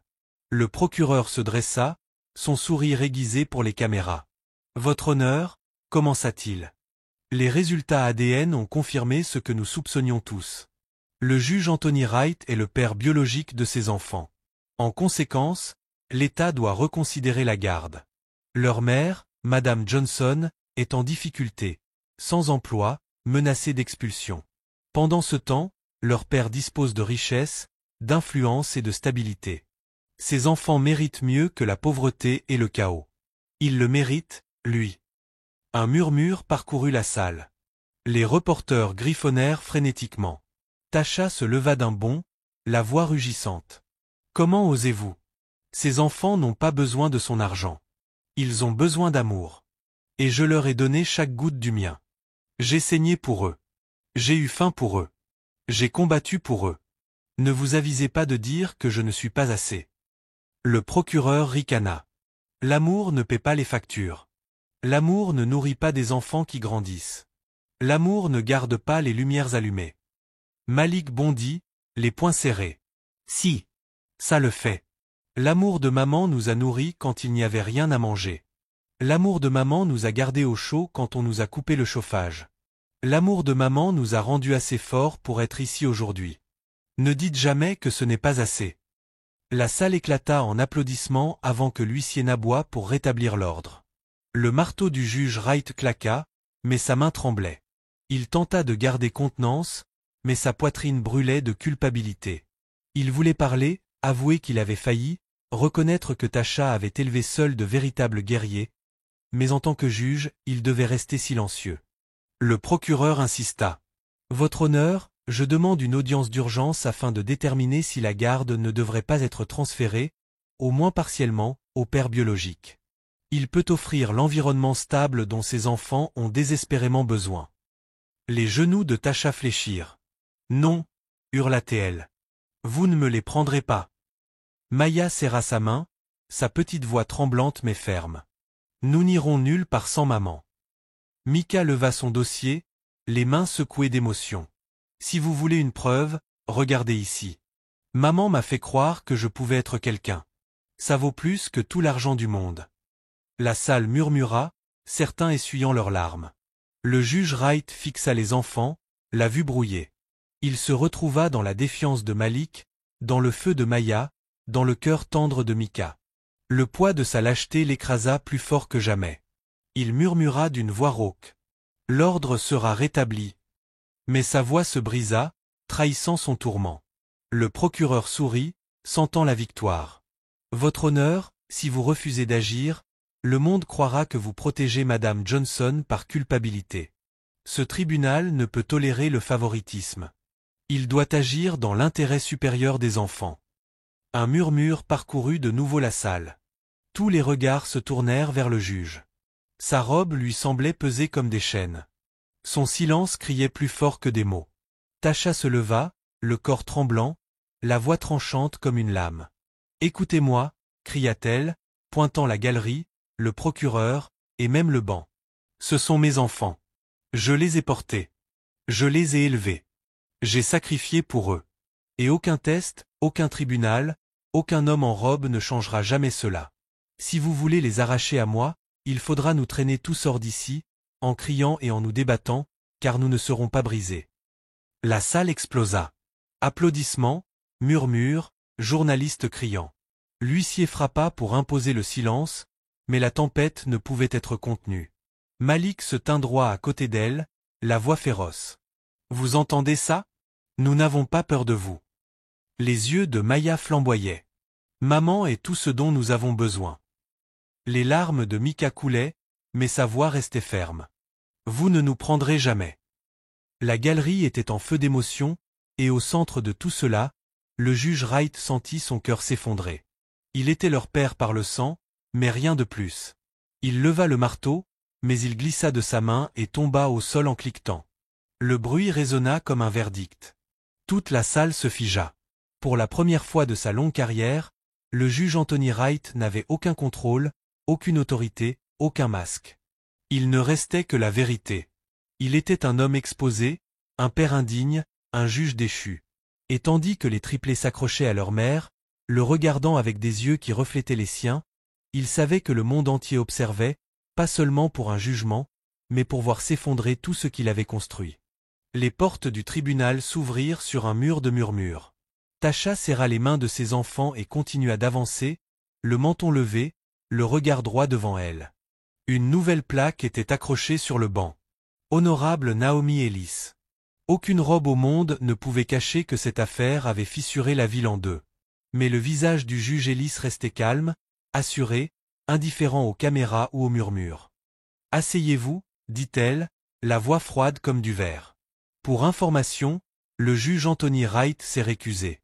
Ce tribunal entendra le témoignage final et rendra une décision aujourd'hui. » Les doigts de Maya s'accrochèrent à l'ourlet de la jupe de Tasha. Mika serra son petit dossier. Malik fixait le banc comme s'il lui devait des réponses. Le procureur se leva. « Votre honneur, l'État maintient que Madame Johnson manque de stabilité. Pas de revenus réguliers, menace d'expulsion, facture impayée. Le père biologique, désormais confirmé, peut fournir structure, éducation et soins médicaux. » Tasha se leva si rapidement que sa chaise racla le sol. « Le père biologique est parti alors qu'un ventre vide était la seule preuve que j'avais, dit-elle, la voix basse mais assurée. La structure n'a jamais manqué dans la vie de mes enfants. Ce qui manquait, c'était un homme. » Le juge Ellis leva la main. « Madame Johnson, vous aurez votre tour. Avocat, appelez vos témoins. » Le procureur appela d'abord l'assistante sociale. Madame Carter s'avança vers le banc, vêtue d'un chemisier trop simple pour la télévision, avec une voix trop honnête pour la politique. Elle prêta serment, puis joignit ses mains. « Madame Carter, à votre avis professionnel, » demanda le procureur, « ces enfants sont-ils en sécurité sous la garde de Madame Johnson ?» Madame Carter inspira. « Oui, dit-elle. Ils sont en sécurité. Ils ont des liens affectifs solides et protègent farouchement leur mère. L'appartement montre une certaine pauvreté, mais pas de négligence. Il y a de l'amour ici, beaucoup d'amour. » Une vague d'émotion parcourut la galerie. Le procureur fronça les sourcils. La sécurité ne suffit pas. Ont-ils ce dont ils ont besoin? Ce qu'un enfant désire le plus? Madame Carter répondit. Cohérence, amour, défense de leurs intérêts. Les finances sont instables? Oui, mais l'instabilité est économique, pas émotionnelle. J'ai déjà intervenu dans des foyers avec du mobilier plus luxueux et des esprits mourants. Ce n'est pas le cas ici. Le procureur changea de tactique. Un père stable et aisé ne serait-il pas un meilleur choix? Le regard de Madame Carter glissa sur la chaise vide où une robe conflictuelle avait siégé, puis sur les mains de Tasha serrant 3 petits poings. Une amélioration, dit-elle prudemment, se mesure à ce qu'un enfant peut tenir lorsque les lumières s'éteignent. Sur ce plan, ils sont riches. Un murmure approbateur parcourut la salle. Vint ensuite M. Givant, cravate trop serrée, sourire trop éclatant. Il mentait comme s'il parlait sa langue maternelle. Les enfants courent partout. Je l'ai vu dans les poubelles. La femme mendie toujours pour une semaine de plus. Il désigna Tasha d'un geste théâtral. Inapte. Le juge Ellis dit. Tasha n'a peut-être pas d'avocat, mais elle a de la colonne vertébrale. Elle s'avança au centre, paumes ouvertes, voix posée. Monsieur Givant, combien de tickets de maintenance ai-je déposés pour le chauffage en décembre? Il cligna des yeux. Je n'ai pas ce chiffre. Voudriez-vous que je rafraîchisse votre mémoire si je vous dis 6? Elle sortit une mince liasse de son sac. Copie manuscrite tamponnée. Et combien de jours avons-nous été sans chauffage? Murmure. Quelqu'un toussa. Le sourire de M. Givant se fana. Ce n'est pas pertinent. C'est pertinent pour savoir si mes enfants ont eu froid à cause de moi, dit Tasha. Ou parce qu'un propriétaire a encaissé son loyer et oublié son devoir. Le juge Ellis se pencha. Répondez à la question. Monsieur Givant avala sa salive. 3 jours. Tasha se tourna vers le banc. 3 jours. Pas de chauffage. J'ai fait bouillir de l'eau sur le feu, je les ai emmitouflés dans des couvertures et je les ai quand même envoyés à l'école avec leurs devoirs faits. Cet homme appelle ça de la négligence. Moi, j'appelle ça de la survie. Le procureur se leva, le visage rouge. Votre honneur. Asseyez-vous, dit le juge Ellis. Le pasteur Daniels témoigna sans emphase, juste la vérité tranquille. Elle est présente. Quand la chorale chante, ses enfants sont là. Quand un voisin tombe malade, elle apporte de la soupe. Quand notre garde-manger est vide, elle nettoie les étagères quand même. Un conseiller scolaire monta à la tribune avec des dossiers, des registres de présence, des récompenses, des notes d'enseignants. Les certificats de Mika brillaient comme de petits joyaux. Pas de signalement de comportement, dit le conseiller. Relation solide avec les pairs. Résilience exceptionnelle. La température dans la salle changea. Les journalistes cessèrent d'écrire pour écouter. Quelque part au fond, une lumière de caméra s'éteignit. Personne ne bougea pour la réparer. Déclaration finale, dit enfin le juge Ellis. Le procureur redressa sa veste et joua sa dernière carte. Votre honneur, les enfants méritent les ressources que leur père peut fournir. Écartez la politique et le scandale, et les mathématiques sont simples. Plus d'argent égale plus d'opportunités. Nous ne punissons pas Madame Johnson. Nous élevons les enfants. Il s'assit avec un petit sourire qui n'atteignait pas ses yeux. Tasha se tenait seule au centre de la salle. Elle paraissait si petite et pourtant, d'une certaine manière, elle remplissait chaque centimètre de l'espace. Votre honneur, je ne peux pas changer le passé. Je n'ai pas pu faire rester un homme. Je n'ai pas pu faire en sorte qu'un patron me garde ou qu'un propriétaire répare un radiateur. Mais je n'ai jamais, pas une seule fois, laissé ces enfants se sentir non aimés. Ils n'ont pas tout ce qu'ils veulent, mais ils ont toujours tout ce dont ils ont besoin. Mon oui quand le monde dit non. Mes bras quand la nuit est bruyante. Ma voix quand la leur tremble. Elle se tourna vers ses enfants. Dites la vérité. Qui vous borde le soir? Toi, répondirent-ils en chœur. Qui est là quand il faut? Toi. Elle fit de nouveau face au banc. Si ce tribunal veut nous aider, aidez-nous à vivre, pas à partir. Ne déchirez pas les racines et appelez ça du jardinage. Le juge Ellis baissa les yeux vers les triplés. Enfant, vous avez beaucoup parlé, dit-elle, mais sa voix s'adoucit. Si vous avez une phrase de plus à dire, je l'écouterai. Malik s'avança, redressant ses deux grandes épaules. Nous n'abandonnerons pas notre maman. Maya prit sa main. La famille, c'est ceux qui restent. Mika leva son dossier comme pour jurer. S'il vous plaît, laissez-nous rentrer à la maison. Un silence lourd, sacré, complet. Le juge Ellis joignit les mains. Ce tribunal a vu le pire des familles déguisées en meilleur, dit-elle avec précaution. Et le meilleur des familles habillées de vêtements de seconde main. La loi me demande de veiller à l'intérêt supérieur de l'enfant. Elle ne définit pas le meilleur comme des sols en marbre. Ses yeux parcoururent la salle avant de se poser sur Tasha. La garde légale reste avec Madame Johnson. L'État coordonnera immédiatement une aide à la stabilisation, un soutien d'urgence, une médiation locative, des prestations alimentaires et un placement prioritaire à l'emploi. Un sanglot éclata quelque part derrière les journalistes. Maya serra la taille de Tasha jusqu'à ce que cette dernière pousse un cri.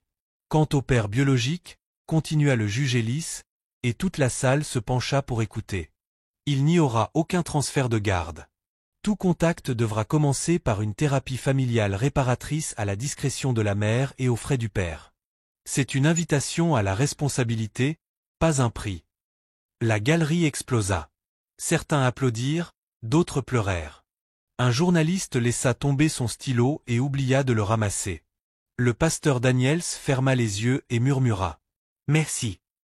Le juge Ellis fit un dernier geste, ponctuation douce. Affaire jugée. Madame Johnson, ramenez vos enfants à la maison. Dehors, les micros se précipitèrent. Mademoiselle Johnson, que ressentez-vous?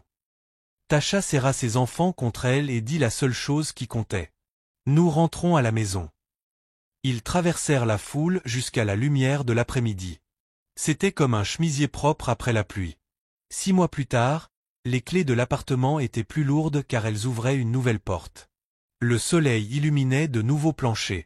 Un canapé d'occasion, oui, mais il ne s'affaissait pas au milieu. Un calendrier magnétique sur le frigo affichait plus de couleurs que de factures. Sur le comptoir, un badge. Tasha Johnson, service aux patients, Grady Memorial Hospital. Elle travaillait désormais le jour. Le dîner avait le goût de l'assaisonnement et non de la panique. Chaussures retirées, Tasha appelait, remuant une marmite.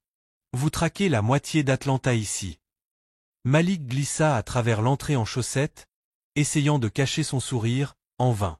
Le coach a dit, je commence au poste de meneur ce week-end. Tu ferais mieux de commencer par tes devoirs d'abord, dit-elle en agitant une cuillère en bois dans l'air. Maya déboula derrière lui, son ruban de travers, les yeux brillants. Tu viens au showcase, hein? J'ai un solo. Elle montra un flyer sur le frigo, concert jeunesse Mount Zion, samedi 18h. Tasha tapa sur le papier. J'y serai, comme pour les robes de chorale. Elle se pencha vers elle. Tu as écrit ce nouveau poème. Maya hocha fièrement la tête et sortit une page froissée de son sac à dos. Ça s'appelle Mama, Don't Break. Mika apparut plus lentement, prudent comme toujours, tenant une lettre avec un sceau doré. Madame Alvarez dit que j'ai été choisi pour l'équipe orthographique du district, dit-il doucement, comme s'il avait peur de faire fuir la bonne nouvelle en parlant trop fort.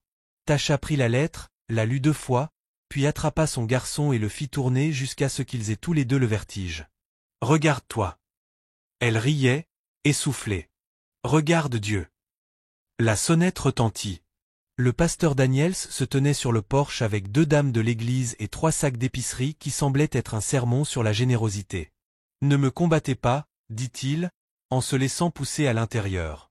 Notre garde-manger déborde. Pasteur, ça va, protesta Tasha. Alors prends ça et sois meilleur, dit-il en posant des légumes verts et des cuisses de poulet sur le comptoir. Une des dames de l'église fit un clin d'œil aux enfants et glissa une boîte de pâtisserie à Maya comme si c'était de la contrebande. Dis merci au cœur de ma part, cria Tasha, les yeux embués. Dis-leur toi-même samedi, répondit-il. Les premières places sont pour toi. Ils quittèrent la maison plus grand qu'en entrant. Après le dîner, les 4 s'entassèrent sur le canapé. La télé ronronnait. Un dessin animé riait. La tête de Mika s'affaissa sur l'épaule de Tasha. Pendant un instant, le monde oublia d'être bruyant. Un léger coup retentit alors que le générique défilait. Le sourire de Tasha s'amincit. Elle alla à la porte et regarda par le Judas. Costume sans robe. Regret sans micro. Le juge, non. Anthony se tenait sur son porche, chapeau à la main, des murs dans les yeux. Il avait perdu le banc.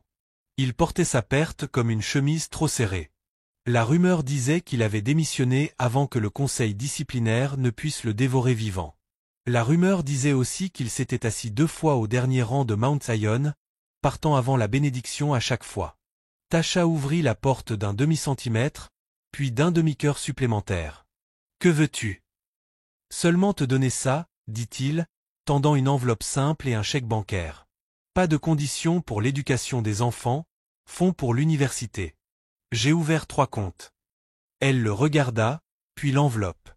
La culpabilité est une dépensière bruyante. La culpabilité a payé le premier dépôt, dit-il d'une voix rauque. La responsabilité paiera le reste. Je suis en thérapie. Le genre que tu avais ordonné. Je ne suis pas là pour demander quoi que ce soit. Je suis là pour accepter. Accepter quoi ? Que l'amour n'est pas quelque chose à quoi on peut arriver en retard et s'attendre à une place. Il s'éclaircit la gorge. Si jamais tu décides qu'il pourrait vouloir du temps supervisé, quand tu seras prête, mon numéro est le même. Le silence s'étira comme des cordes à linge entre les immeubles. Depuis le salon, la voix de Malik. Mama, c'est qui? Tasha ne se retourna pas. Va finir ta lecture, bébé.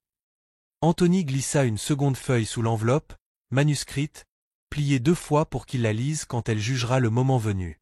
Il descendit du porche, puis s'arrêta. Tu les as protégés. Je ne méritais pas cette gentillesse, mais tu l'as donnée quand même. Ce n'était pas pour toi, dit-elle. Je sais, répondit-il, et partit comme un homme qui comprend enfin la forme de sa propre ombre. Elle resta dans l'embrasure, l'enveloppe lourde comme l'histoire. Elle pouvait claquer la porte sur le passé et marcher vers l'avenir. Les 2 pouvaient être vrais. À l'intérieur, Malik attendait avec une question sur le visage. Maya observait les mains de sa mère. Mika planait. Une lune tranquille. Ce n'est rien que tu aies apporté, dit Tasha. Elle posa l'enveloppe sur l'étagère la plus haute et se tourna vers ses enfants. Botte près de la porte, dents brossées. Nous avons une grosse journée demain. Le samedi arriva avec une pluie fine et un sanctuaire rempli de voisins. Tasha trouva la première rangée déjà réservée avec 3 cartes nominatives soigneusement écrites. Malik, Maya, Mika. Mika serra sa main jusqu'à ce que la circulation se plaigne. Ne lâche pas, murmura-t-il. Jamais, répondit-elle. Le cœur se balançait. Maya s'avança avec un micro trop grand pour sa main et un poème trop grand pour les murs. Mama, don't break, lut-elle, d'une voix assurée. Même quand la nuit penche fort, même quand la porte ne s'ouvre pas, même quand le monde dit « Girl, you ain't enough ». Mama, ne te brise pas, elle plie, tient et nous fait grandir. Les gens se levèrent avant qu'elle ait fini. Tasha pleura comme on le fait quand on expire enfin après 6 ans. Dans le dernier banc, un homme entra en retard et partit tôt. Il ne parla pas. Il ne demanda rien. Il écouta juste une petite fille définir la force avec le nom de sa mère dedans. Cette nuit-là, Tasha les borda sous un toit qui leur appartenait, sous un avenir qui sentait déjà la possibilité. À la porte, Malik posa à nouveau la question, celle qu'il continuerait de poser jusqu'à ce que ça ne fasse plus mal. « On va bien, Mama ?» Elle lissa ses cheveux. « On va mieux que bien. »« Comment tu sais ?»« Parce que j'ai arrêté d'essayer d'être tout, » dit-elle. « Et j'ai laissé l'amour suffire. » Il hocha la tête comme un homme et bâilla comme un garçon. « D'accord. Extinction des feux. » La ville se tut. Une maman dans le couloir, une main sur un nouveau mur. Un œil sur l'étagère où une enveloppe attendait un jour qu'elle choisirait. Elle ne devait rien au monde ce jour-là. Elle devait un matin à ces trois-là. Le narrateur, s'il y en avait un, aurait fermé le livre ici. Mais c'est la vie, pas du papier. Les vies débordent. Pourtant, si tu avais besoin d'une phrase à retenir, elle serait simple. Le sang peut te nommer. L'amour te fera grandir. Choisis les mains qui tiennent quand tout le reste lâche. Et dans ce petit appartement où l'avenir dormait sur 3 oreillers, l'amour continuait de choisir, encore et encore, jusqu'au matin. Voici la fin de l'histoire. Si j'ai pu rendre ta journée meilleure, commente. J'espère que tu as rendu la mienne meilleure.